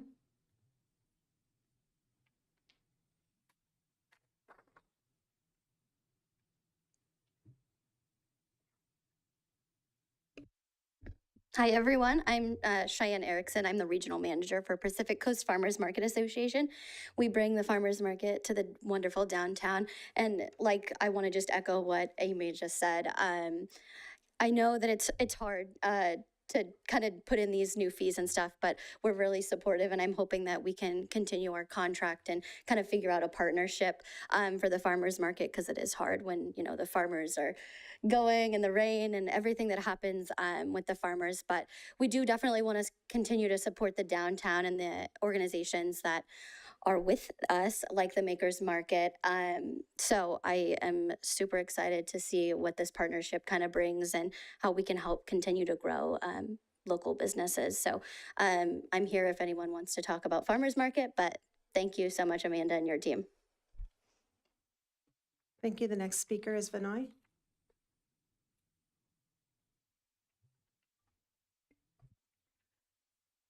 Thanks, everyone, and it's awesome work whole team is doing. And thanks for bringing the new policy and explaining things. Someone mentioned there's something about a nonprofit. If you're a nonprofit organization, then I guess you get a discount or some waiver exception.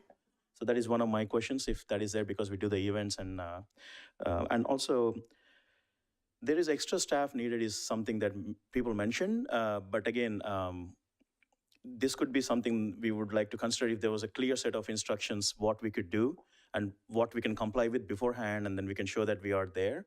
Then maybe that fees could be removed a bit, because having the deposit is good, but I don't know if there's extra staff, how many would be needed and how many more we pay. That's something that to consider. If it's like some of us are just families putting together an event and there's not really a whole big organization behind it.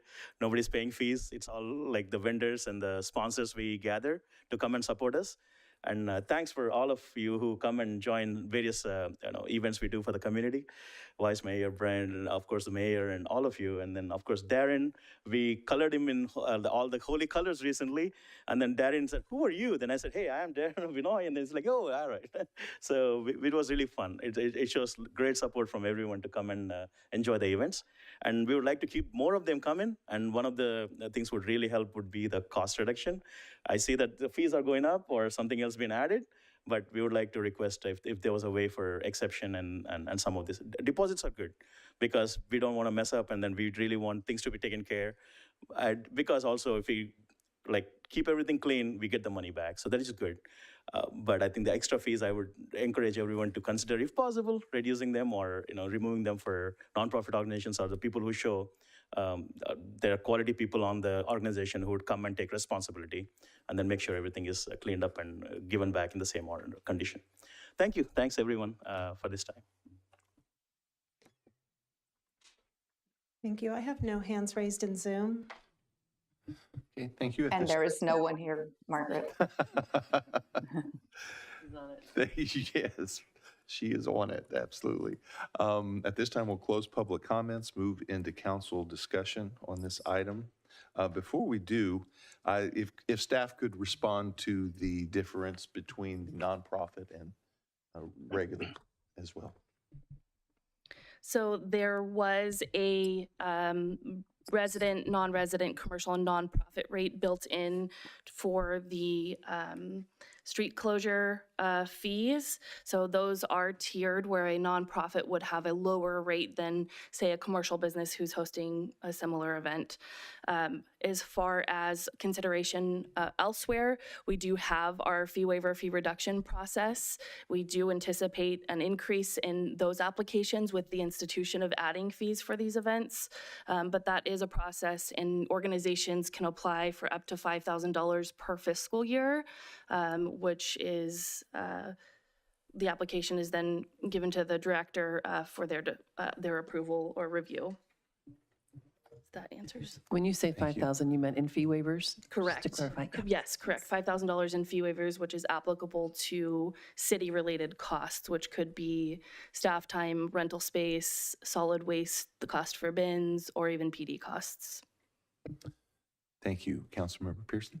Well, I am very appreciative of this coming back to us, and it came back to us quickly, and you absolutely, Parks and Rec, you guys hit it, the nail on the head. Everything we asked for, you asked it succinctly and gave it to us just how we asked for it. So I just want to publicly say thank you. We asked for cleaning deposits, you gave it to us, and I personally went into Pleasant Hill to grab their special use because I'm doing something there, but also to see what the rates were, and this was so comparable. I pulled Walnut Creeks, I drove in there to pull them, and we're so comparable. So I am so grateful that not only did you all give us what we asked for, but you made us compliant and look like what other cities are doing, if not doing it better. I specifically asked the part-time staff question, not to say that I thought it was a bad idea, just to ask for residents. I think Mr. Panoy's question was very well asked. If we're going to have a standard in place, I think if we have a set of standards, and I get that every special permit is different, right? Especially now being a part of planning one of those special events.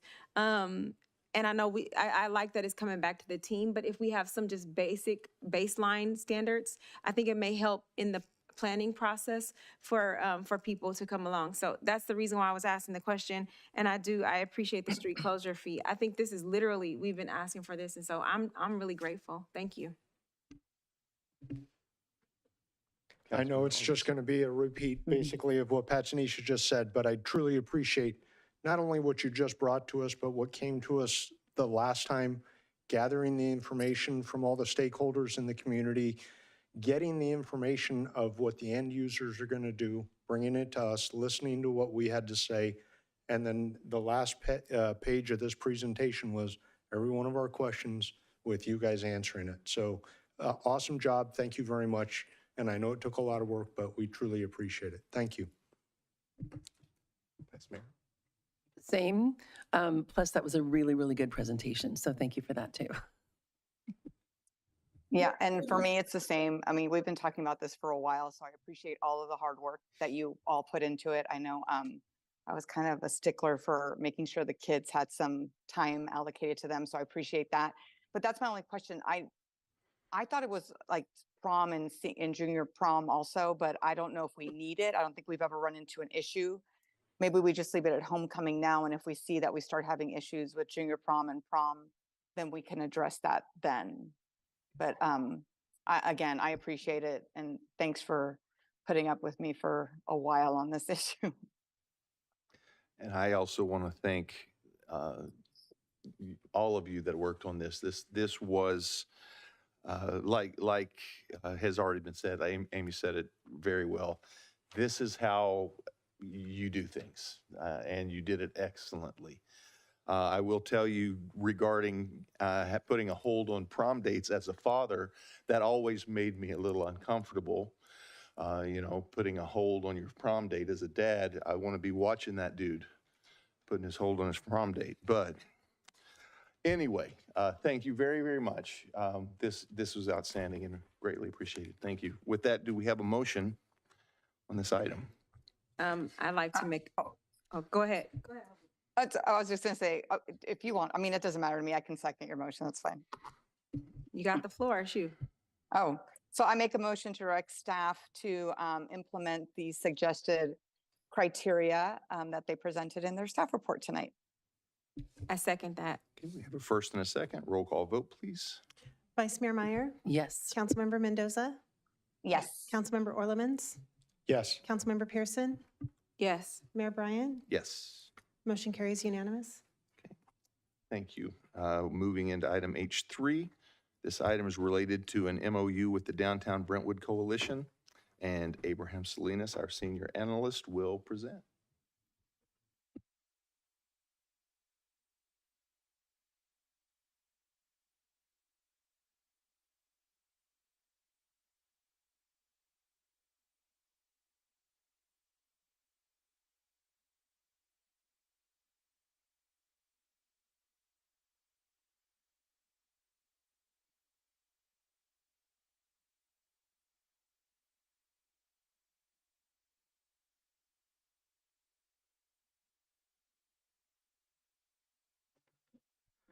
Good evening, Honorable Mayor and members of the City Council.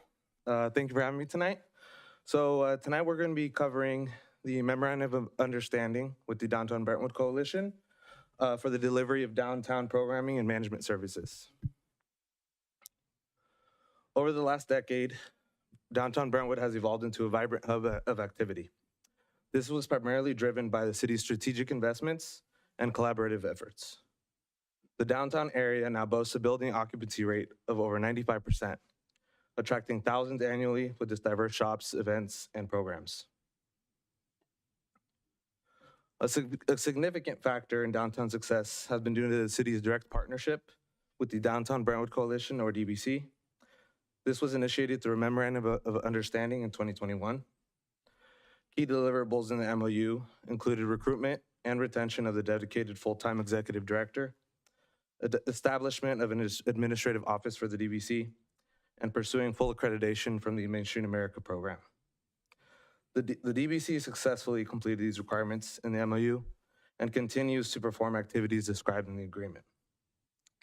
On January 9th, 2024, staff and the DBC provided a comprehensive update to Council regarding these deliverables. So the city allocates a significant annual funding to the downtown business community. For fiscal year 2023-2024, the cost of services provided in downtown exceeded $100,000 and includes a range of activities and services which are shown in the slide and staff report. The estimate does not include additional funding primarily benefiting downtown, such as the annual Concerts in the Park series, projects funded through the Economic Development Grant Program, and other expenses. Collectively, these activities demonstrate the city's commitment to maintaining a clean, high-quality, and pedestrian-friendly downtown environment for both residents and visitors to enjoy. These investments also enable the DBC to allocate more time and resources towards supporting businesses, as well as planning and executing successful events and programs. As the DBC expands its capacity and operating budget, opportunities for collaboration with the city in developing and improving these activities and services may arise. The existing MOU with the DBC expires on June 30th, 2024. So staff is proposing a new MOU with the DBC to include $70,000 in annual funding for fiscal years 2024, 2025, and 2025-2026 for a total of $140,000. If approved, the DBC will receive quarterly payments for services described in the scope of the MOU and will no longer be on a reimbursement basis. The new MOU outlines a clearly defined scope of responsibilities, including administration and programming, fund development, and renovation of the former Women's Club city facility. In the area of administration and programming, the DBC will be responsible for comprehensive organizational management, ensuring legal compliance, financial stewardship, governance, and quarterly reporting to the city. It also will play a key role in coordinating downtown interests, supporting small businesses, and enhancing community engagement through stakeholder collaboration and programming. Regarding fund development, this area was a critical component of the MOU established in 2021, and the DBC was tasked with researching and implementing fundraising and financing strategies to mitigate or eliminate the city's annual financial commitment by the expiration of the MOU. The updated MOU maintains fund development as a crucial element to ensure the ongoing success and financial sustainability of the DBC. Staff will maintain regular meetings with the DBC to assess fund development efforts, with progress outlined in the DBC's newly required quarterly reports. Lastly, the Women's Club renovation project approved by the council on November of 2023 includes a 54-month lease. This project positions the DBC to repurpose the downtown facility as its primary administrative office. Beyond its administrative function, the project is envisioned to transform the building into a destination tourism office, serving as a central point for visitors and enhancing downtown's appeal. As stipulated in the lease agreement, the DBC is required to complete all renovations by December of 2025. The proposed MOU and detailed scope are included in attachment 3 of the staff report. The recommendation before you tonight is for the City Council to consider adopting a resolution approving a memorandum of understanding between the city and the Downtown Brentwood Coalition for the delivery and downtown programming of management services for fiscal years 2024, 2025, and 2025, 2026, not to exceed $140,000. If the MOU is approved, the annual cost of $70,000 will be included in the draft 2024, 2025, 2025, 2026 general fund operating budget to be presented to the City Council for consideration in May of 2024. That concludes my presentation, and staff is available for any questions. Are there any clarifying questions of staff at this time? Vice Mayor? I just have one. The quarterly payments that are happening now instead of reimbursements, are those at the beginning of the quarter or at the end? Excellent question. Thank you, Vice Mayor Meyer. So right now, the city reimburses the payroll to the DBC on a quarterly basis. So they essentially submit their payroll, and then we reimburse them after the fact. The difference with the new MOU, we're actually going to make the first payment up front, and then after that, they'll be receiving quarterly payments based upon their quarterly reports. Okay, thank you. Of course. I have a question. So why was last time 3 years and this one only 2 years? Yeah, the intent was to align with the budget process.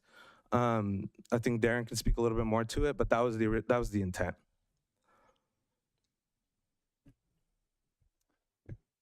Abraham said it exactly.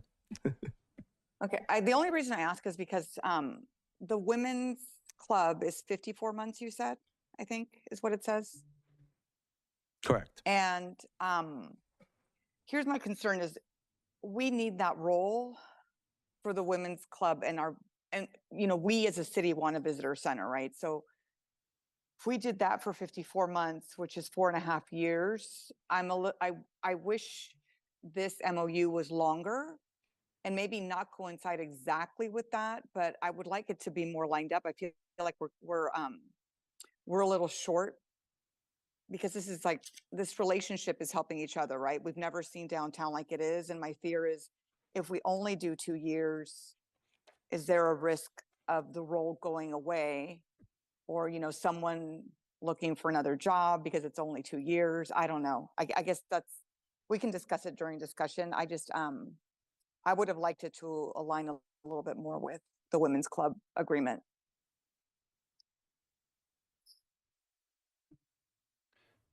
Any further clarifying questions at this time? We will open public comments. Margaret? At this time, the public present in the chambers and on the teleconference location and on Zoom are permitted to address the City Council on this agenda item. If you're participating via Zoom, please raise your hand to speak under public comments. If you're in person, please file a speaker card with the city clerk. We'll take public comments from those in the chambers first, then those participating via Zoom in the teleconference location. Remarks are limited to 5 minutes per person. And you'll be muted if you speak on items that do not pertain to this agenda item. We did receive some written public comments for this item, and they've been posted on the City Council agenda webpage. I do have 2 speaker cards in person. I'll call on Amy.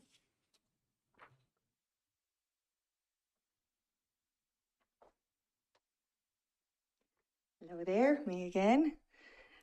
Just wanted to say thank you so much for considering this item tonight, and special thank you to the staff who worked with us, Abraham and Tim and Darren and Ricardo on this MOU, and just we feel strongly that this partnership has been a really great value for both the city and the residents and the small businesses. So we're very excited to continue the partnership. Thank you so much to our board of directors and the members who are here tonight in person and in Zoom, and just who've supported us throughout. So I don't have a lot of comments to make, just other than thank you. Thank you all for this partnership, for this opportunity. We're excited for the work we've done, and we're really excited to build on that. And we have a lot of vision for the future, and we look forward to doing that with the city. So thank you. Thank you. The next speaker is Peter.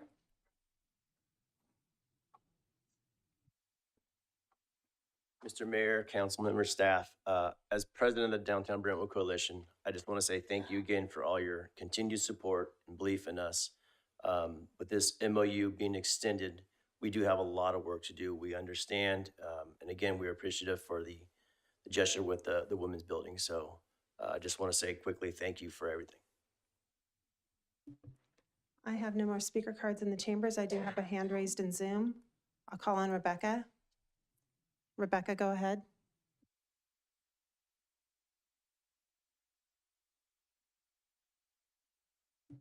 Rebecca, are you able to unmute?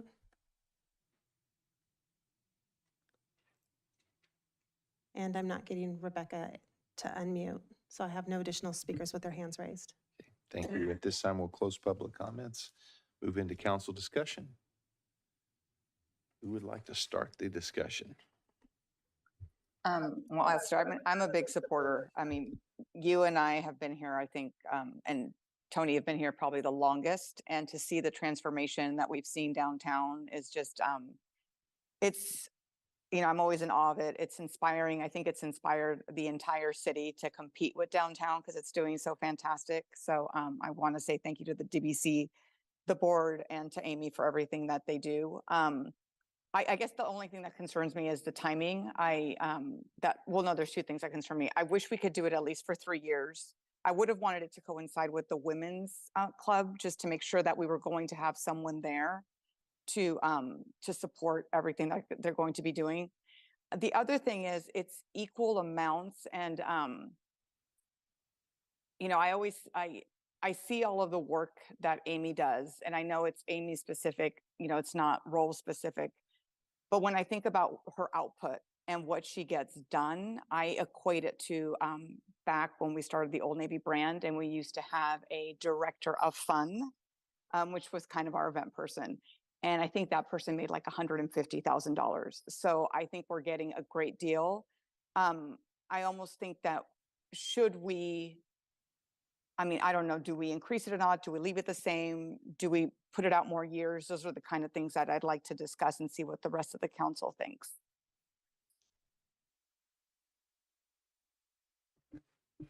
I'm going to try and speak and hope that I don't lose it. Very much in support of Amy and the DBC and the board. I think the transformation that's taken place, especially in the past few years, has just been amazing. One of the best things about the DBC is the expanded area of influence, I think, that I've seen, where some of these really good, positive, community-focused events and cleanups and engagements are happening, not just in the core, but going well beyond that and involving nonprofits too, which I think is fantastic. I went back and read the report again, and some of these improvements, like membership for 2019 at 36 members and 2023 over 85 members. Sponsorships, that was a big one. 2019 at 5,000, 2023 at 68,000.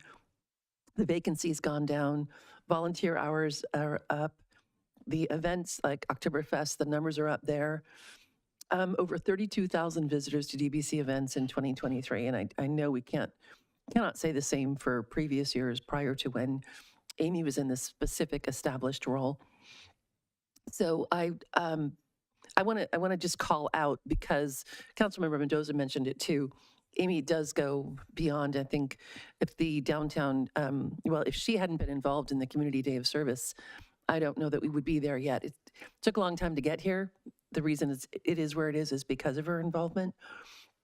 So I definitely do see I like the idea of increasing almost like a COLA raise, if that's something that council would consider, because I just want us all to really understand what a treasure we have in her in that role and what it's meaning to all of us on council or across the city, all the families and the businesses. And I love all of that impact that she's gotten. I think it can't go under bragged about. Excuse me. All to say that I support the MOU, but I'd love to see a bit of a raise, and I would also consider an extension of the years if that's what people want. I will say ditto and double ditto. It really has been, as a resident, downtown has always been really quaint and a nice place to be, and a place you want to bring your family and friends when they come visit. But now I run into people that I don't know in other cities that are asking when we're having more events downtown, or bragging about the events that they've attended that DBC has put on. And it's just really becoming the identity of our community, and strengthening us as diverse as we're becoming. Everyone feels comfortable at home. It's a place where you want to be. The fact that that the businesses are 95% occupied, I remember when that was not the case, and that's just phenomenal. And so I agree. I will tell you that everyone in the DBC are very hardworking, but I don't even know how many times I've been downtown and at 6 a.m. and seen Amy out picking up trash and moving things around, and with her family there. I don't know how she gets her husband out there to do it too, but he must know the treasure he's got. Anyway, I agree. The DBC has been an outstanding asset. This partnership is fantastic. I'd love to hear what ideas financially we're talking about here. Council Member Pearson. Ditto again. Just a simple example, I went to Farmers Market and Makers Mark and Liberty High events this weekend. There's Amy with a booth set up, giving out information about the service, the day of service. Her husband's there at the end, taking down all the tables. The commitment that you guys have shown towards making the downtown as vibrant as it is, and it growing. It's spreading out. It's not just that small few blocks in the downtown. It's moving out towards the bowling alleys, towards other organizations. You were at one of our PAL meetings just recently, bringing PAL on board with the DBC. I think it's an awesome organization that's doing a great job. However, I think that the 2-year MOU, getting it a short term like that, putting it on the regular cycle with the regular budget is a great idea. And I think leaving it right where it is would be beneficial to all of us. So, echo everything everyone said, and I'll add to it. One of I went to a historical Black college in Tuskegee, Alabama, and I almost didn't go to that college because I got driven down to downtown. And the downtown was literally like driving around this podium. That was the whole downtown. It literally was drive around the center circle. And the saddest thing in this area where at the time President Clinton had come, we had this big rich history of Gone with the Wind was filmed at our president's house, and the Tuskegee syphilis experiments, and all the Tuskegee Airmen and George Washington Carver that had happened in Tuskegee, Alabama. And then you drive downtown, and the downtown did not replicate the rich history and culture of the city of Tuskegee. So I wish we had a DTC, a Downtown Tuskegee Coalition. Amy, if we can carbon copy you and I'd send you to Alabama, not that you would want to go there. That being said, I am one of those people who first got here and saw the the transition as it was happening as a new resident coming here in like 2017 and seeing all the transition as it began to turn over. To walking down the street and taking my family, we choose to have dinner down here and feeling safe and feeling excited to see the electricity that goes down here. I have to say to the DBC, if you guys can find her some more staff members, she is so great. She will help anybody out. She just doesn't take anyone who wants to come and do anything for this city. Your love and passion for the city of Brentwood is we're so appreciative. I don't think there's a way we can communicate that we definitely appreciate everything that the DBC and Amy specifically does for downtown Brentwood. I would be remiss if I didn't say, because we always talk about when we're stopped by residents or stopped by businesses. So I have been approached by several nonprofits. Two specifically, I won't call out, but I do want to acknowledge the concerns and why I kind of echo some of Council Member Orleman's sentiment, keeping in mind that I think Amy is completely, if she were just a staff member with the City of Brentwood, she would be ridiculously underpaid if it was only $70,000 that she was being paid. I think she needs a lot more. I don't think that's, for what she does, it's minimal. But that being said, I have been approached by other nonprofits who do a big thing and say, if it weren't for us, the city would spend a lot of money to throw parades or to throw different events. The city would spend an absorbent amount. And so what if we walk away from throwing events because you aren't paying for any of our staff? You aren't paying for any of our rental facilities. And so I think the initial goal, if we look at the 3 goals that were the priorities that are set, is that the DBC will be self-sustaining. Otherwise, this would be a whole nother conversation about the fact that we need to steal Amy Tilley from the DBC and have her become a city employee and pay her way more money because she's just amazing. And not that she would even want to do that. But I do want to keep in mind and be transparent about the fact that other nonprofits that do a great deal for the city as well have complained to me as I was just walking Main Street and said, we love Amy too, but what about us? And why is this downtown specific focus? Why is the focus only, we throw downtown events that really bring thousands and thousands of people downtown. Why are we not being considered? So I always want to be transparent about the fact that someone has talked to me. I don't know about the extension matching the women's club, only because it's to provide an office space, but we didn't specifically say it would be a visitor center. I think it's a dual purpose, and we don't even know when it's going to be completed. I would be open to consideration of more payment because I wouldn't want to lose the DBC or Amy, but the extension past the 2 years, I think we should track with the budget. And then I think this should be a consideration that is ongoing that we talk about. Also keeping in mind that some other reasons why we partnered up with DBC, we've met some of those objectives. So I just want to make sure that we're being fair and consistent with all organizations, even though I have to say that the DBC is like amazing. And my comments are not to be taken as though I don't appreciate you all at all. It's just to be transparent about the fact that I was approached more recently.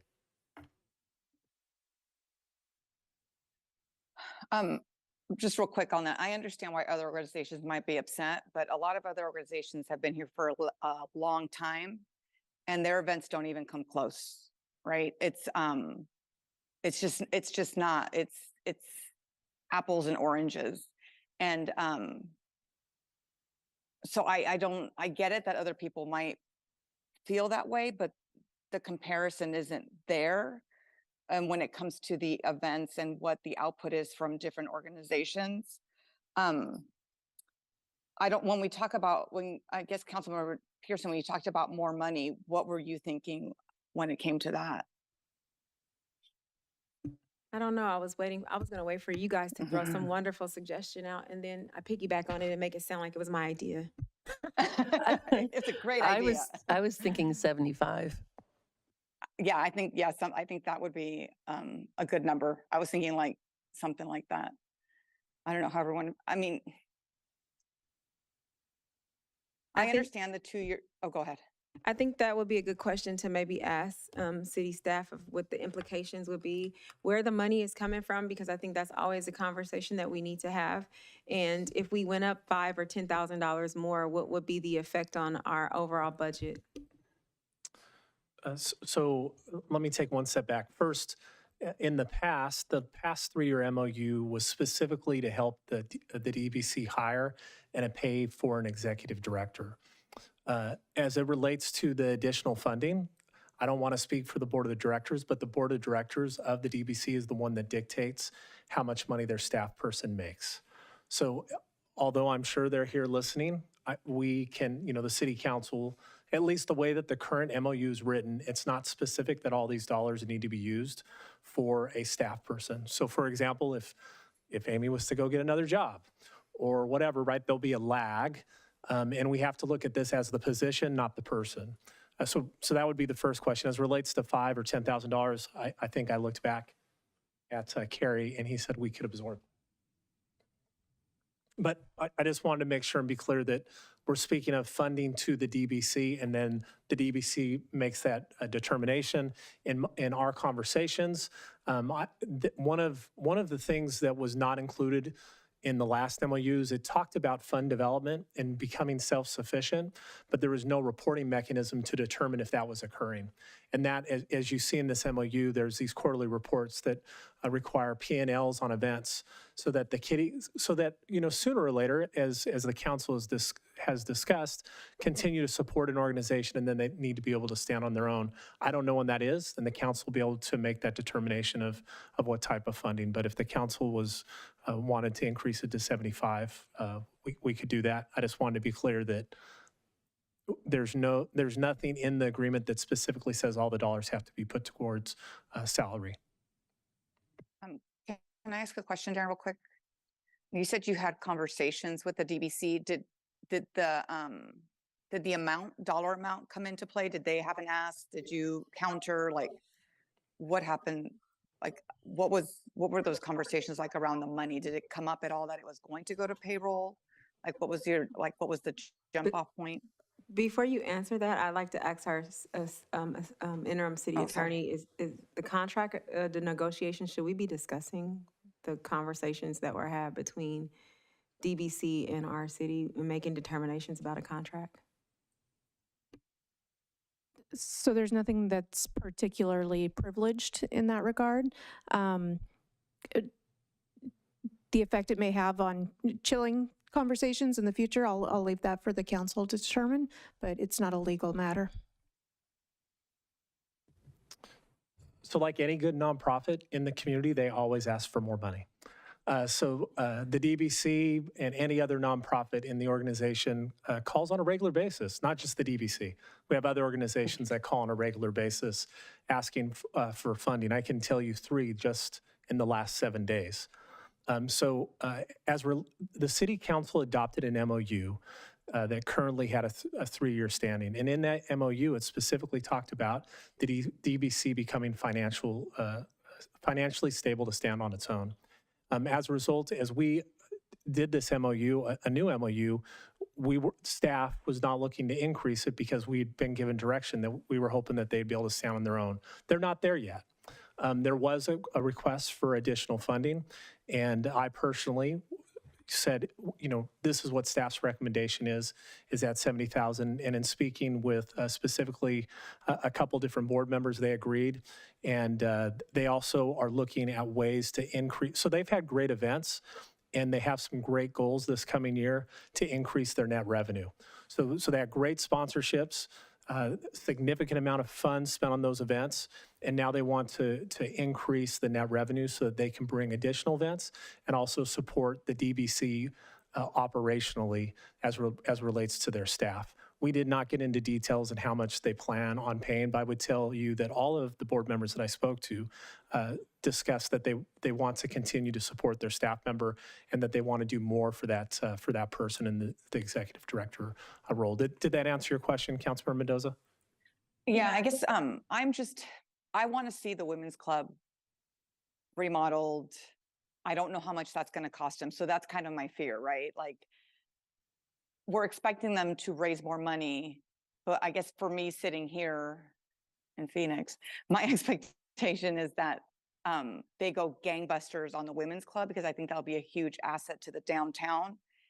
And so anything we can do, I feel like when we come up with this MOU, it's not only, it's paying Amy, but it also takes a little bit of pressure off of them having to pay Amy so that they can invest in the women's club, is the way I'm seeing it, is this whole package for downtown, not just Amy's pay. I try to look at it holistically, and I, as a resident, am looking forward to the women's club being done. I wish that there was something like that when I had moved here, but because we've never had anything like that in town. So I just don't want to risk that, because I'm really excited about what that's going to provide the city and all of the visitors coming in. And harvest time, I think that that's going to do more than we think it's going to do. So that's where I'm coming from. I mean, I think 75 is great. I would like to keep it the same, a minimum of 3 years. I mean, I would have liked more, but I would have liked the same as the women's club agreement, but I don't think we can get there. So maybe if we split the difference and do 3 years, I think that would be a good start. I don't know how y'all feel about that.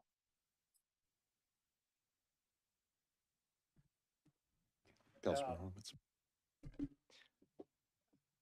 The length of the contract, or the length of the MOU, coinciding with the regular budget cycle, and if I'm not mistaken, when's the women's club supposed to be finished?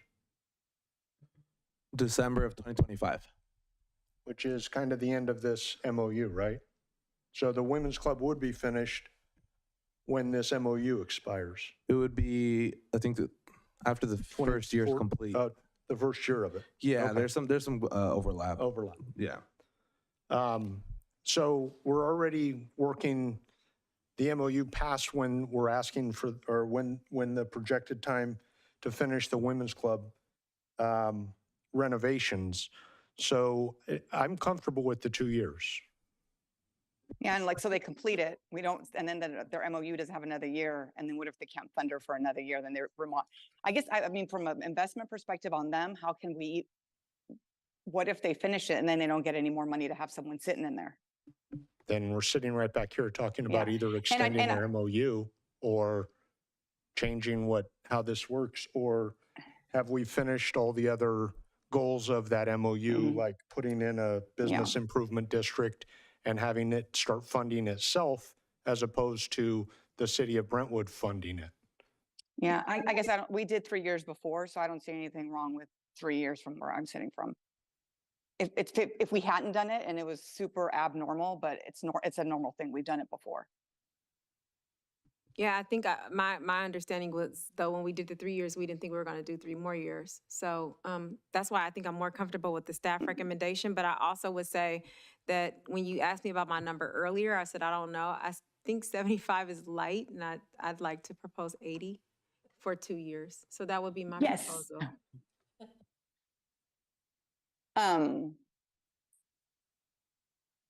Okay, I want to make a motion. If it fails, it fails. I would like to make a motion that we renew the MOU for 3 years at $80,000 a year. So that's my motion, and if it fails, it's all right. I would second I mean, that.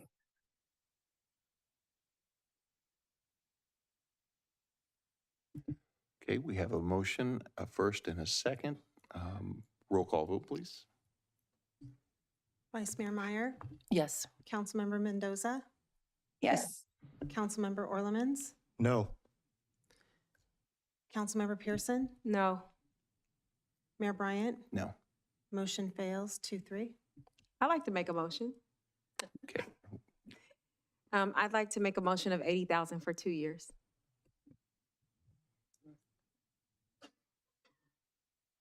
Yeah, I'll second that. Okay, we have a first and a second. Roll call vote. Vice Mayor Meyer, Yes. Councilmember Mendoza, Yes. Councilmember Orlemans, Yes. Councilmember Pearson, Yes. Mayor Bryant, Yes. motion carries unanimous. Okay, I do want to thank our awesome and amazing Downtown Business Coalition for everything that you do, and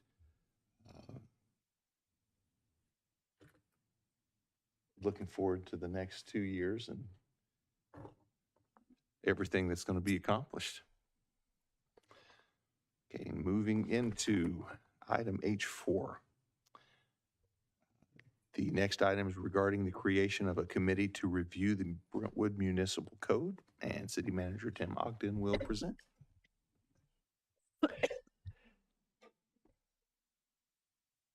Mayor and Council, at your March 26th City Council meeting, you directed us to come back with a new committee, and we've proposed to have it called the Brentwood Municipal Code Review Committee. And the proposed statement is the proposed committee will review the city's municipal code and make recommendations to staff on updates that may be needed. This committee will meet biannually, so that's twice a year, with special meetings as needed. So the request is for the council to consider that description, make any edits or revisions, also to establish which 2 members you'd like to appoint to that committee. And as requested, you were hoping it would be an ongoing committee, which would then be a standing committee. And per the state law requires you to then dictate a date and time. And so we've attached in one of the attachments a calendar reflecting not only how many meetings are currently held in the chambers, but also where currently council members might have conflicts with other committees or regional bodies that they sit on that may not be in the chambers. So there's only a few dates left where you wouldn't have a conflict. I will just note, as you look at some of the dates, most of those meetings start at 7, and if you picked a 5:30, maybe you could spend an hour and a half before that other meeting starts and double up. So with that direction, we'll get that committee going in the next couple months and start working on titles 1 and 2 that was also requested previously, and come back with some recommendations for that committee to consider, and then bring that to the council for approval. Okay, are there any clarifying questions of staff regarding this item? Okay, seeing none at this time. I have one. I forgot to mention the Planning Commission appointment as well, so we would put that on their agenda if you approve it as proposed and have them appoint a member to that committee as well. Okay, thank you. This time we will open public comments. At this time, the public present in the chambers at the teleconference location and on Zoom are permitted to address the city council on this agenda item. If you're on Zoom, please raise your hand. If you're in person, please submit a speaker card. We'll take public comments from those in the chambers first, then those participating via Zoom. Remarks are limited to 5 minutes. Your microphone will be muted if you speak on items that do not pertain to this agenda item or after the timer has expired, and we received no written public comments for this item. And I have no hands raised in Zoom and no speaker cards. And no one is here with me. This time we'll close public comments, move into council discussion. I think it's a great idea. Thank you, Patanisha, but I don't have time to be on a committee. Just want to put that out there. I'm sorry. So I'm excited about this coming, it's the nerd in me. And would like, and I know that we're also supposed to talk about the scope of covering too, if that's what you all need. So the statement is there. It seems broad enough, should cover any municipal code changes that you would want to propose being made. And other than meeting twice a year or any special meetings as necessary, unless you have any other changes, the scope should be pretty clear. Thank you. So yeah, I want to be on the committee, if nobody knew. Okay. Who else would like to be on the committee? Come to the dark As side. everybody looks this way, I absolutely would love to. That would be amazing. Okay, do you have a date, a preferred date for this committee to meet? 2 dates needed? And are you sure it needs to be a standing as opposed to an ad hoc that can get continued for the sake of flexibility?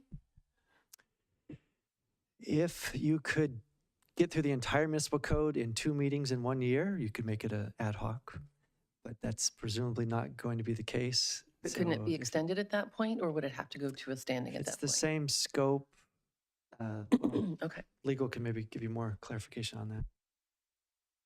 Just to comply with the Brown Act, if it's ongoing work that's going to continue over a long period of time on one subject matter, then the state really does look for that transparency that a public meeting offers, yeah.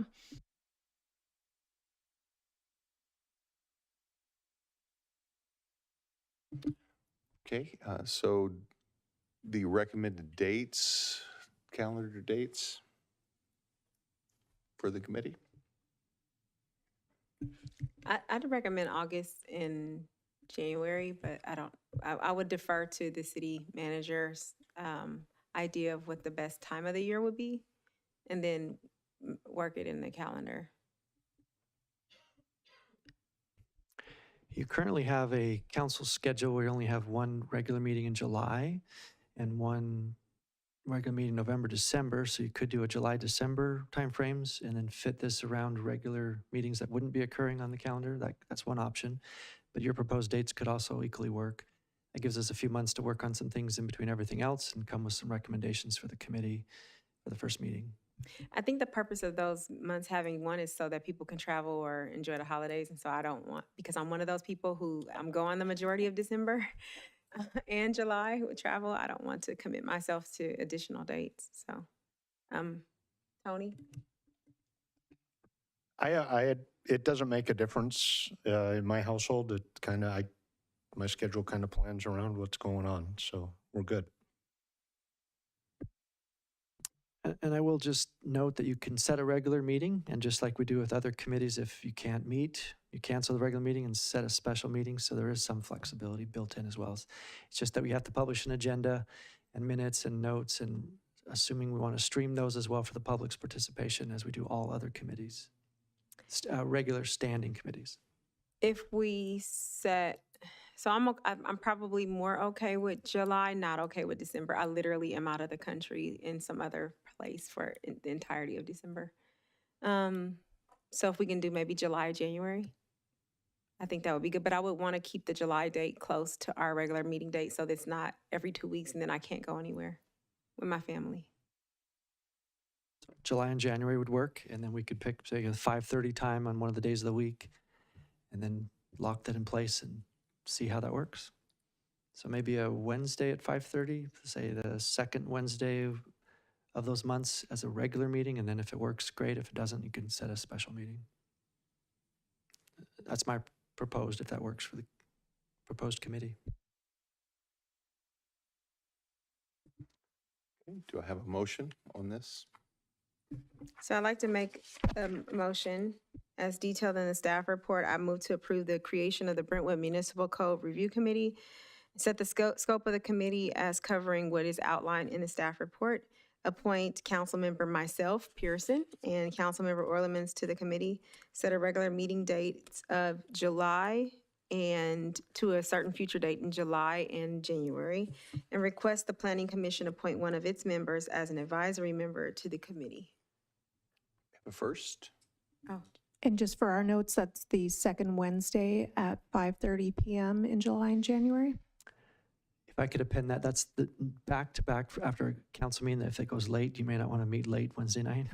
So maybe the third or first Wednesday, just before planning commission. Like, I'm serious about vacations.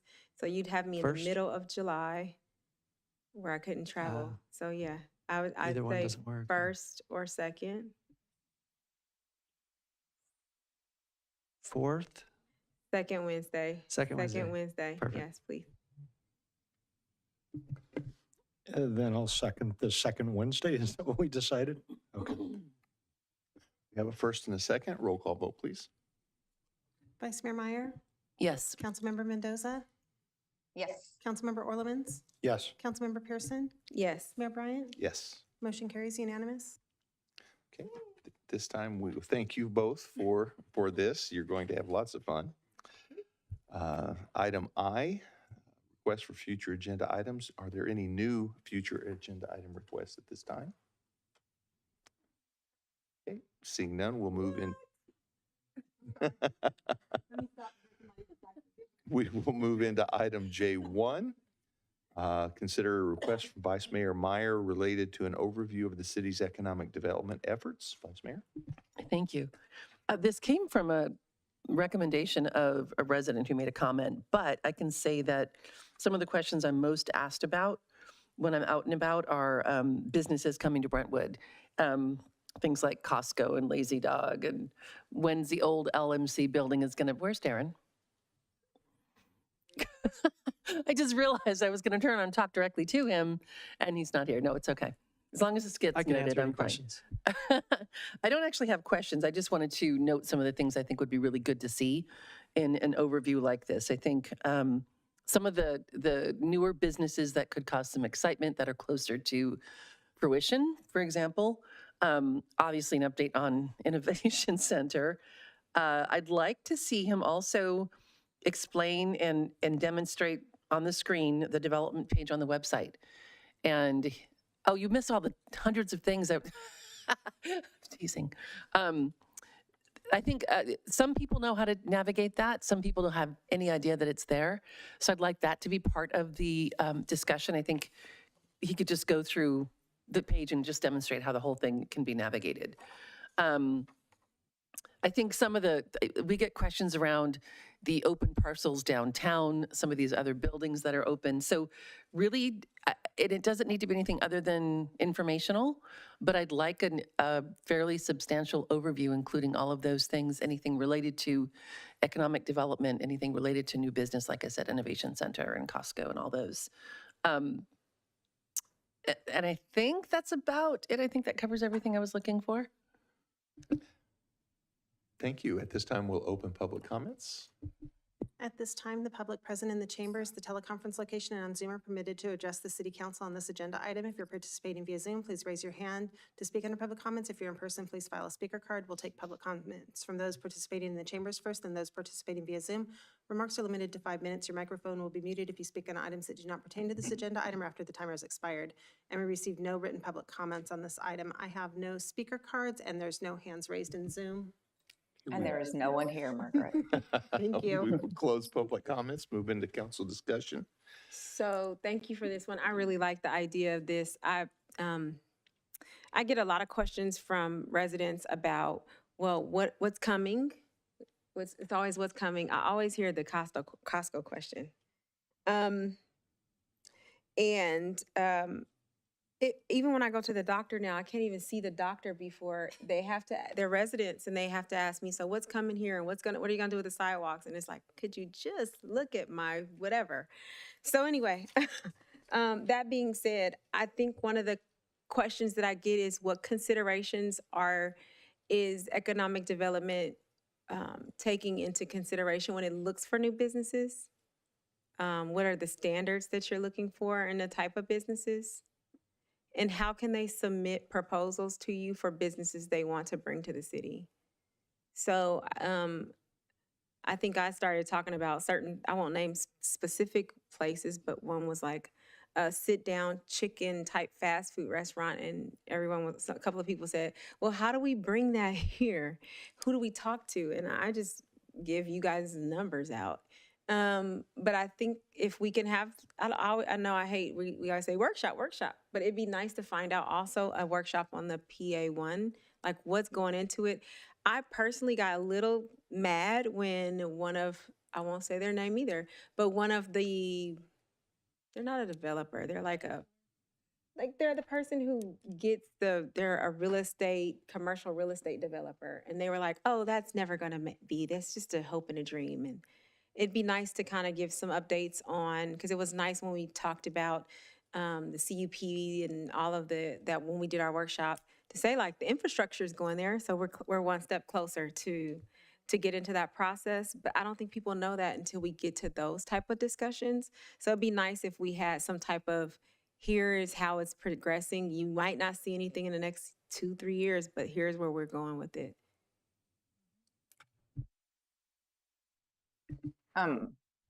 Piggybacking on your suggestion, Councilwoman Pearson, maybe an update on our innovation center page, because we have a website for it, like, a whole page. So maybe where we are and what we've done, and like when you do something like, let's make an announcement like this has happened, and we can direct people to that page.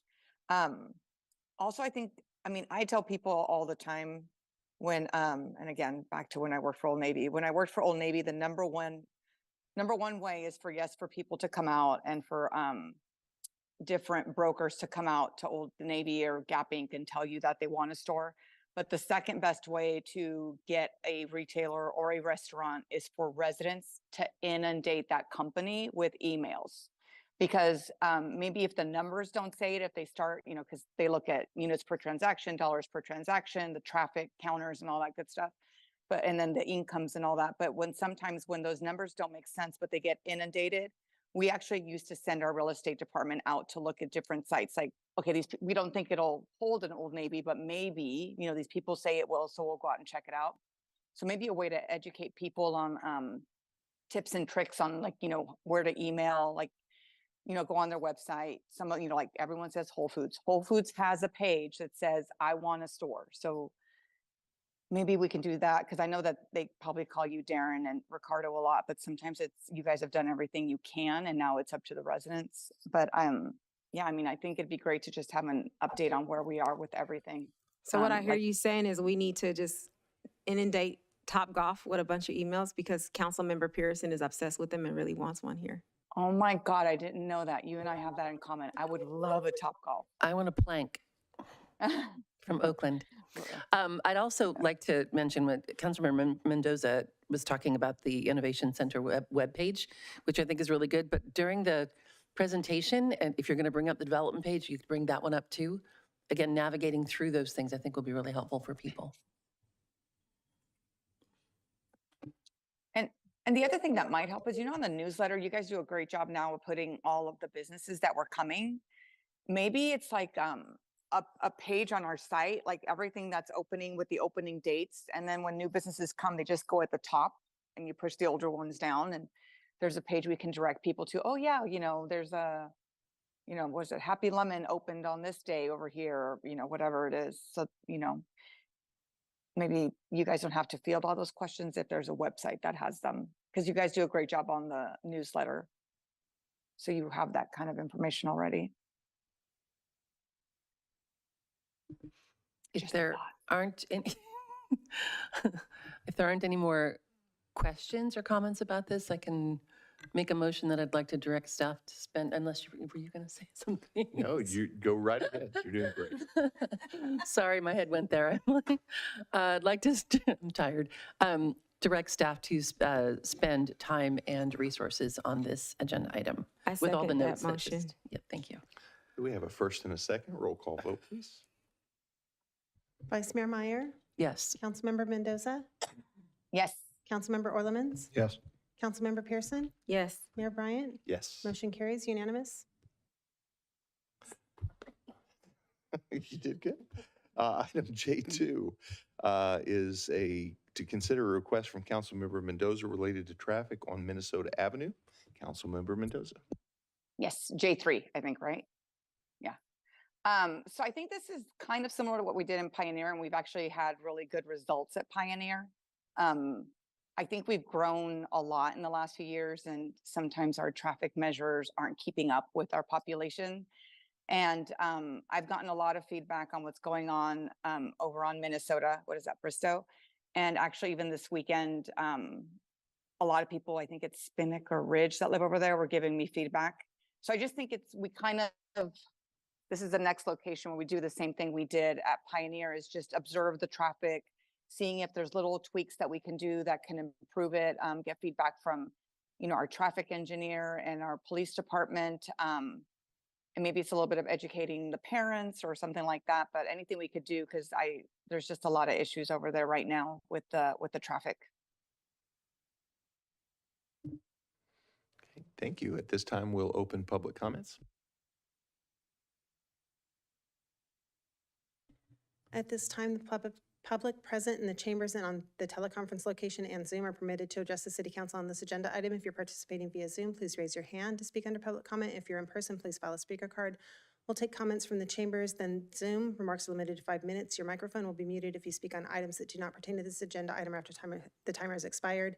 And we have no written public comments for this item. I have no speaker cards and there's no hands raised in Zoom. And there is no one here. Thank you. We will close public comments, move into council discussion.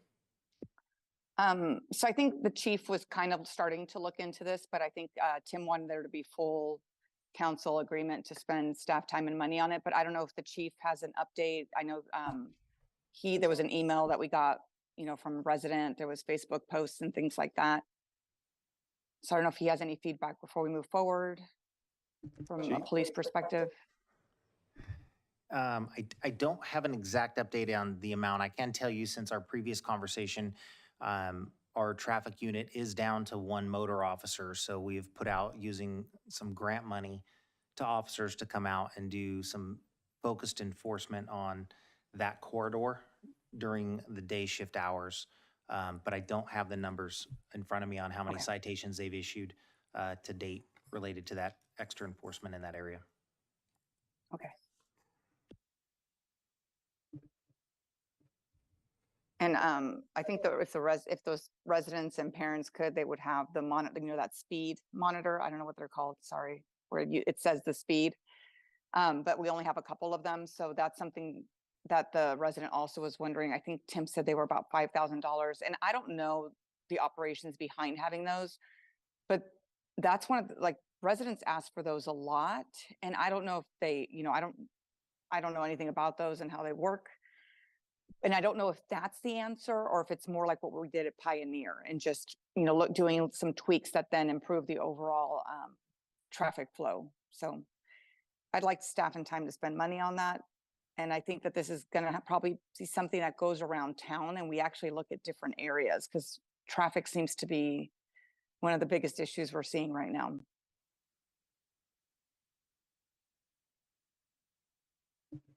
I don't know if anyone has anything else to say. I would just ask the question from the chief. How do you determine where those radar units, speed radar, whatever those things are, where do they get placed and why? So as far as the radar trailer goes, which is deployed from our department, that goes on a roadway where it can be parked safely on the side of the road. It has a bigger display, gets drivers' attention, and does give us the ability to move it to areas where we are receiving complaints from drivers and residents. The pole-mounted ones come through engineering and engineer Cursivan. He mounts those in areas based on complaint-driven areas of town. In addition, when those complaints come in, he does do those speed surveys, traffic counts, and then determines where those signs go. And they were on Minnesota until Vineyard Parkway came up, and that's when they were moved. So that's the way we determine where we do our enforcement. That I can tell you that around schools, it's extremely difficult. Typically, it's at the beginning of the year when we get a whole fresh load of new parents that aren't quite familiar with pickup and drop off.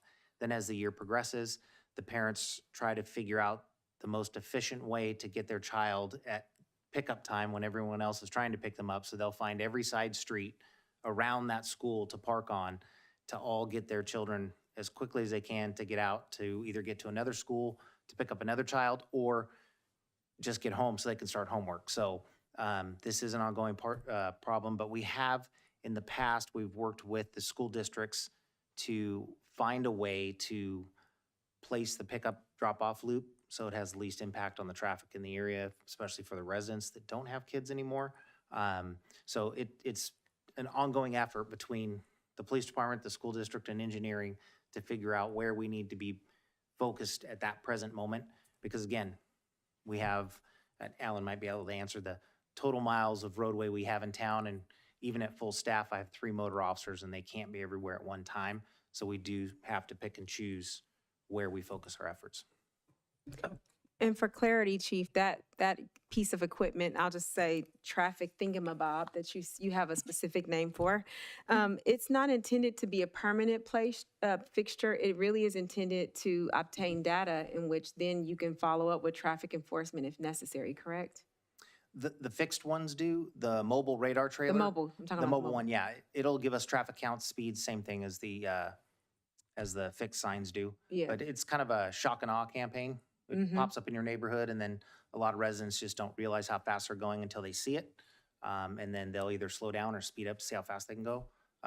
Most of the time, they slam on their brakes because they think there's an officer right behind it that's Yep. going to get them, and we have done that too, where the motors have staged behind the radar trailer, and when the vehicle passes by, they end up pulling out and giving them a citation, so.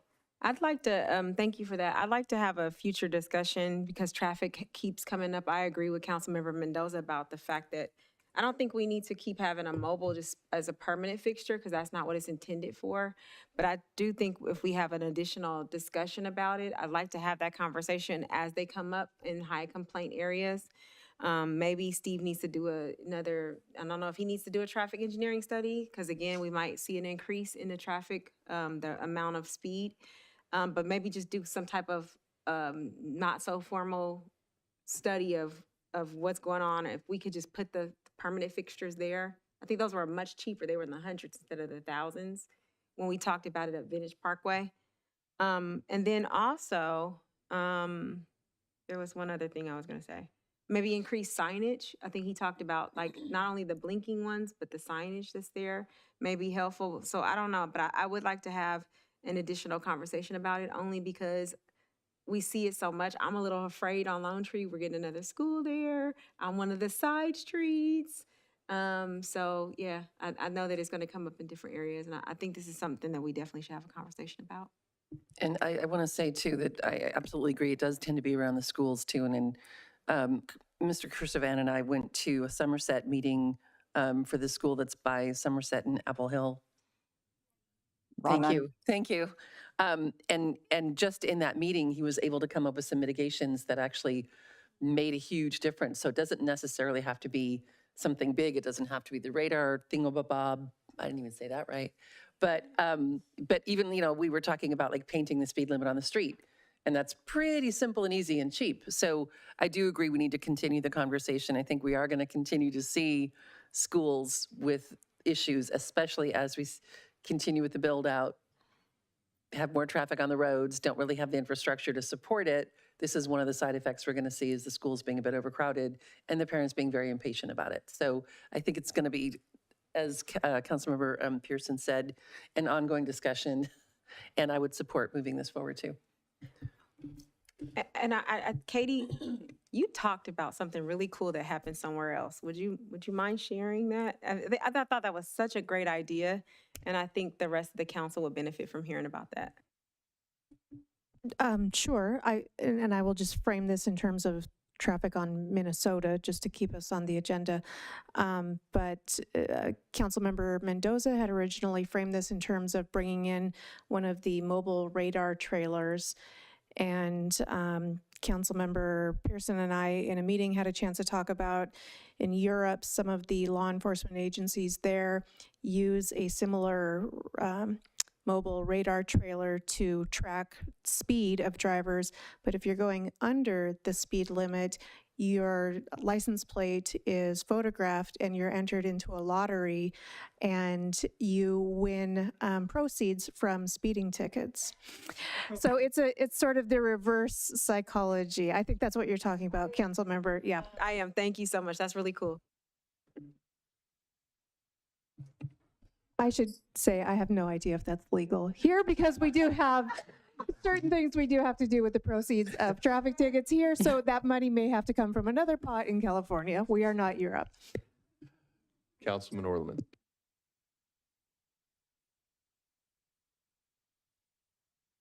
There's something to do about speeding and impeding and all kinds of different traffic laws. But when the chief was talking, Alan, you keyed your mic and had something to say. Did you want to follow through with that? Thank you, Councilmember Orlemans. I just wanted to add that, yes, we do. The city currently has a limited amount of speed radar signs. My last discussion with Steve was that we have 4 total.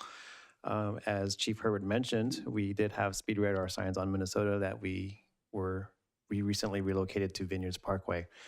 Again, it is complaint driven. I do want to share that some good news that we are working on applying for a grant from Safe Streets for All with the intent of purchasing more speed radar signs. So that's something that staff's already looking at and exploring. So we definitely hear the need. And with the limited number of speed radar signs we are hopefully, we are moving them around as possible, but please be aware that we are actually working on getting more as well. Thank you.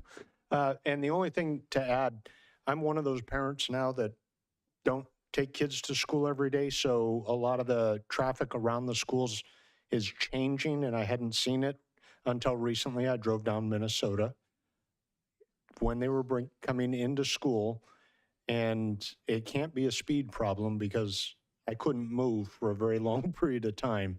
So I agree, we have to talk about the traffic around the schools and figure out a way to make it work. I don't necessarily think it's a speed thing, but on Minnesota specifically, there are traffic issues we need to take a look at. Do I have a motion on this item? Yeah, I'd like to make a motion that staff replicate kind of what I think you guys did on Pioneers, and police get together and traffic engineer and the school, and work with the school district to see if there's any solves for the traffic issues we're having on Minnesota. A second. Okay, we have a first and a second. Roll call vote. Vice Mayor Meyer, Yes. Councilmember Mendoza, Yes. Councilmember Orlemans, Yes. Councilmember Pearson, Yes. Mayor Bryant. Yes. Motion carries unanimous. Okay, item J3. This item is to consider a request from Councilmember Mendoza related to letters of support or opposition to California state legislation. Councilmember Mendoza. Yeah, I just think we need to start sending in letters to the state.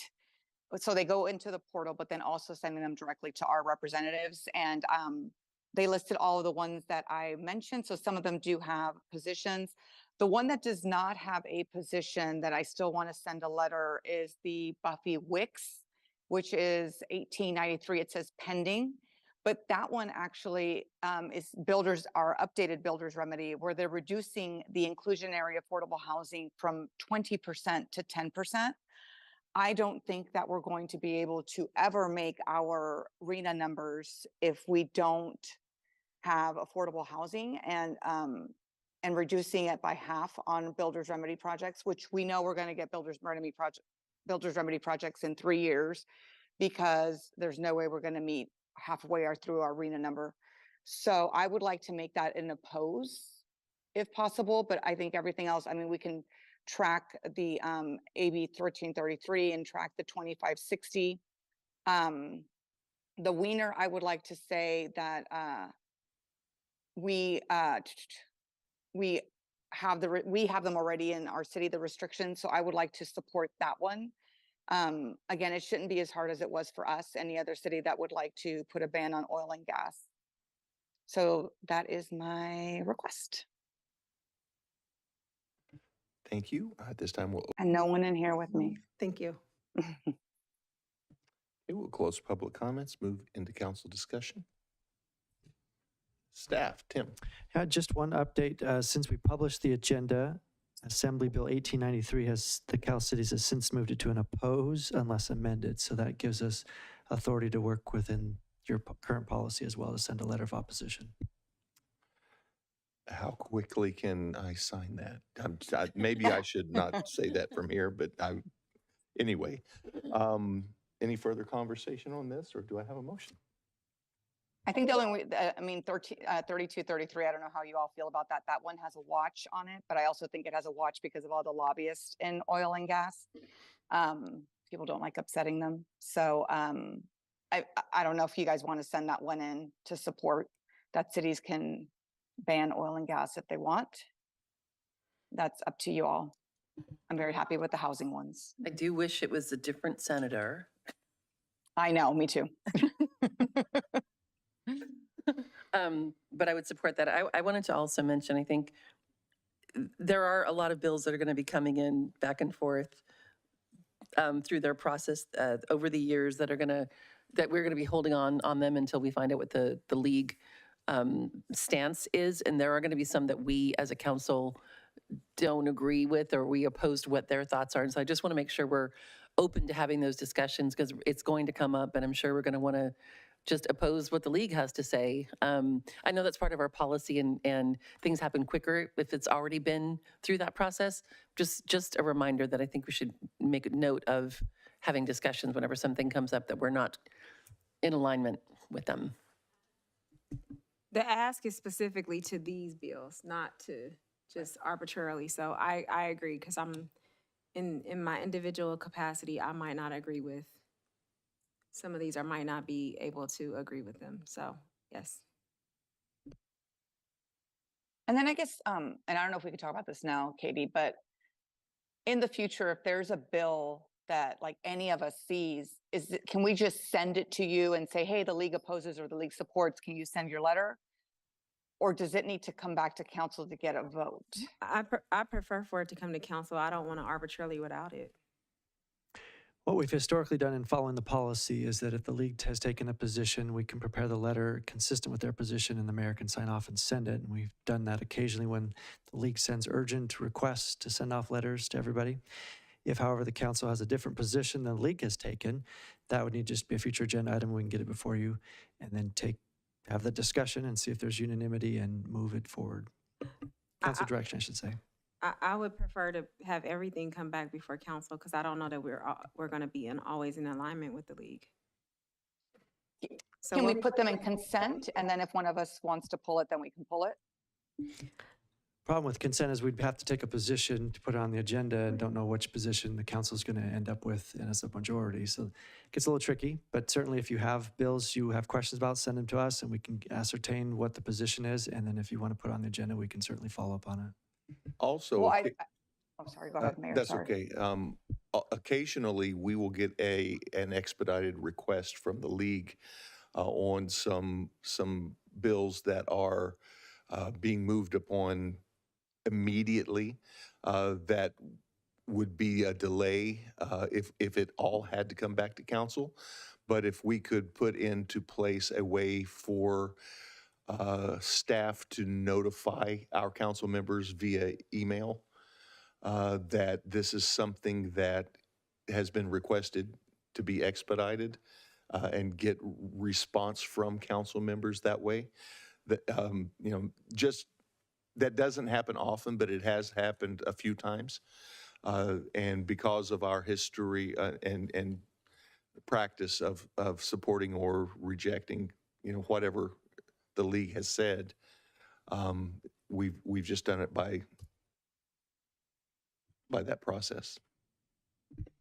Yeah, the policy also allows that if the council has previously taken a position that's very similar to what that bill is exacting or requesting, then we can also send that letter, even if it's not entirely consistent with the Cal City's position.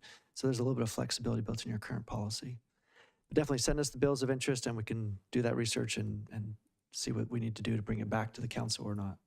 Well, I think I hear the mayor saying the ask is, can we get an email if you are going to send something out in an expedited fashion? So I just can't do a poll you 5 and get 3 out of 4 or 5 giving opinions. So that's the challenge with how that may or may not work well. But if one of you says, look into it, what's the league's position?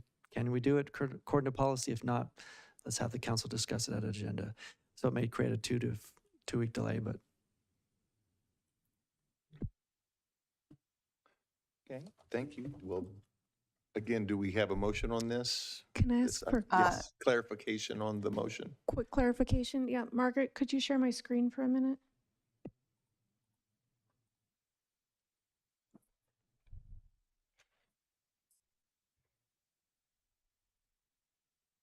See if I can make it a little bigger. This is what I think I heard.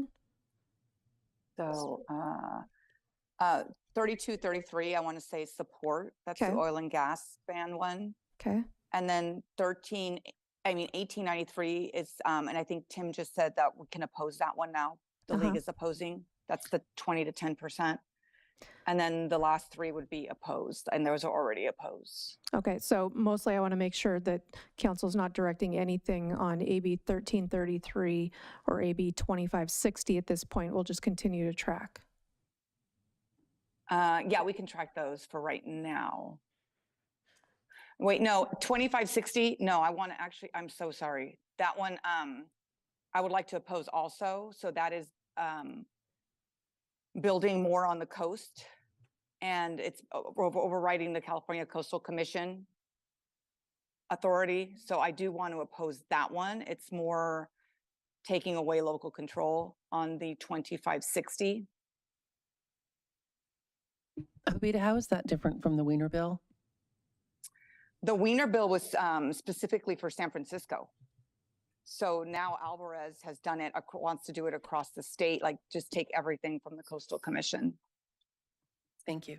So one is the building on the coastal zone, which is the last one. Wait, is that one it? No, sorry, that is Alvarez.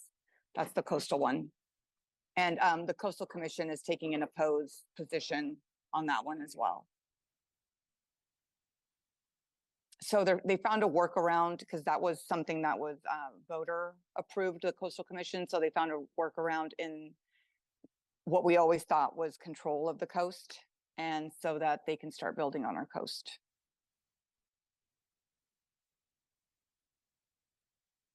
So I don't know how you all feel, but if we could oppose that one too. Make a motion, we'll find out. Well, before, Okay, so before we have a motion, one of my concerns with this, not specifically just that one, but some of these bills, just by the process, change so dramatically before we see the final iteration of the bill that it could be an entirely different bill that we have already supported, and it may get changed to something that we would not support any of the changes on, or something that we are against, that it changes so entirely that it would be something we can support. Now, on the coastal thing, I don't see personally anything that they could do that would make it more palatable. But there are some bills that by the time they get to the end of the process, it is an unrecognizable from the first iteration of it.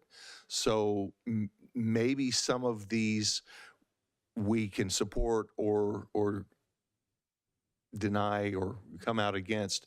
Opposed, thank you. It's late. yeah, Because I think that go ahead.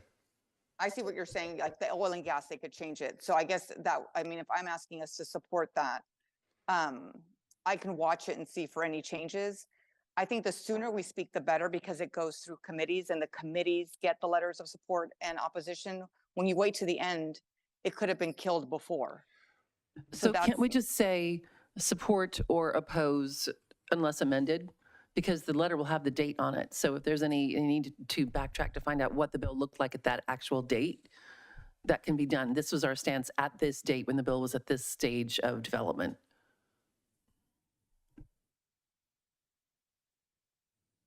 You being the individual who worked in the senator's office, I trust your statement on that. Is that how you looked at supports and oppositions? That's how staff does. Okay. How does that sound, Mayor?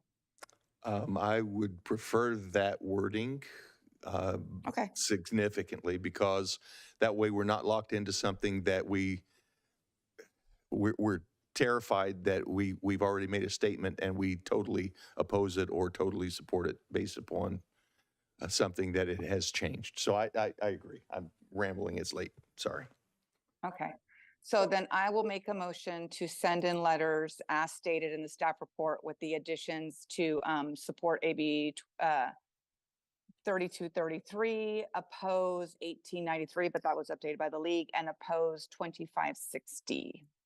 Unless amended. Unless amended. And I will second. Staff, any insight? Okay, thank you. Yes. I would just say, and Darren suggested, as of this date, that way you're not locked in if it dramatically changes later and you want to take a dramatically different position. In its current then you form, just say, that kind of thing. This Yeah. is why it changed. Yeah, makes sense. Yes, that language is acceptable and added to my motion. Okay. And my second stands. So we have a first and a second. Roll call vote, please. Vice Mayor Meyer, Yes. Councilmember Mendoza, Yes. Councilmember Orlemans, Yes. Councilmember Pearson, Yes. Mayor Bryant. Yes. Motion carries unanimous. Thank you. Before I ask for a motion for adjournment, this week, the community of Brentwood lost an amazing woman. Her name is Helen Meyers. And Helen was one of the ladies that first started Brentwood's economic development. She partnered with several of the ladies that led business at the time, partnered in starting Tri-Delta. She had 2 businesses here in town, the Weather Vane and I can't remember the name of the other one. She was just known for being the heart of economic development and community in Brentwood. I believe she was 98 years old. She was had a very full life, and her family is still very involved and active in our community.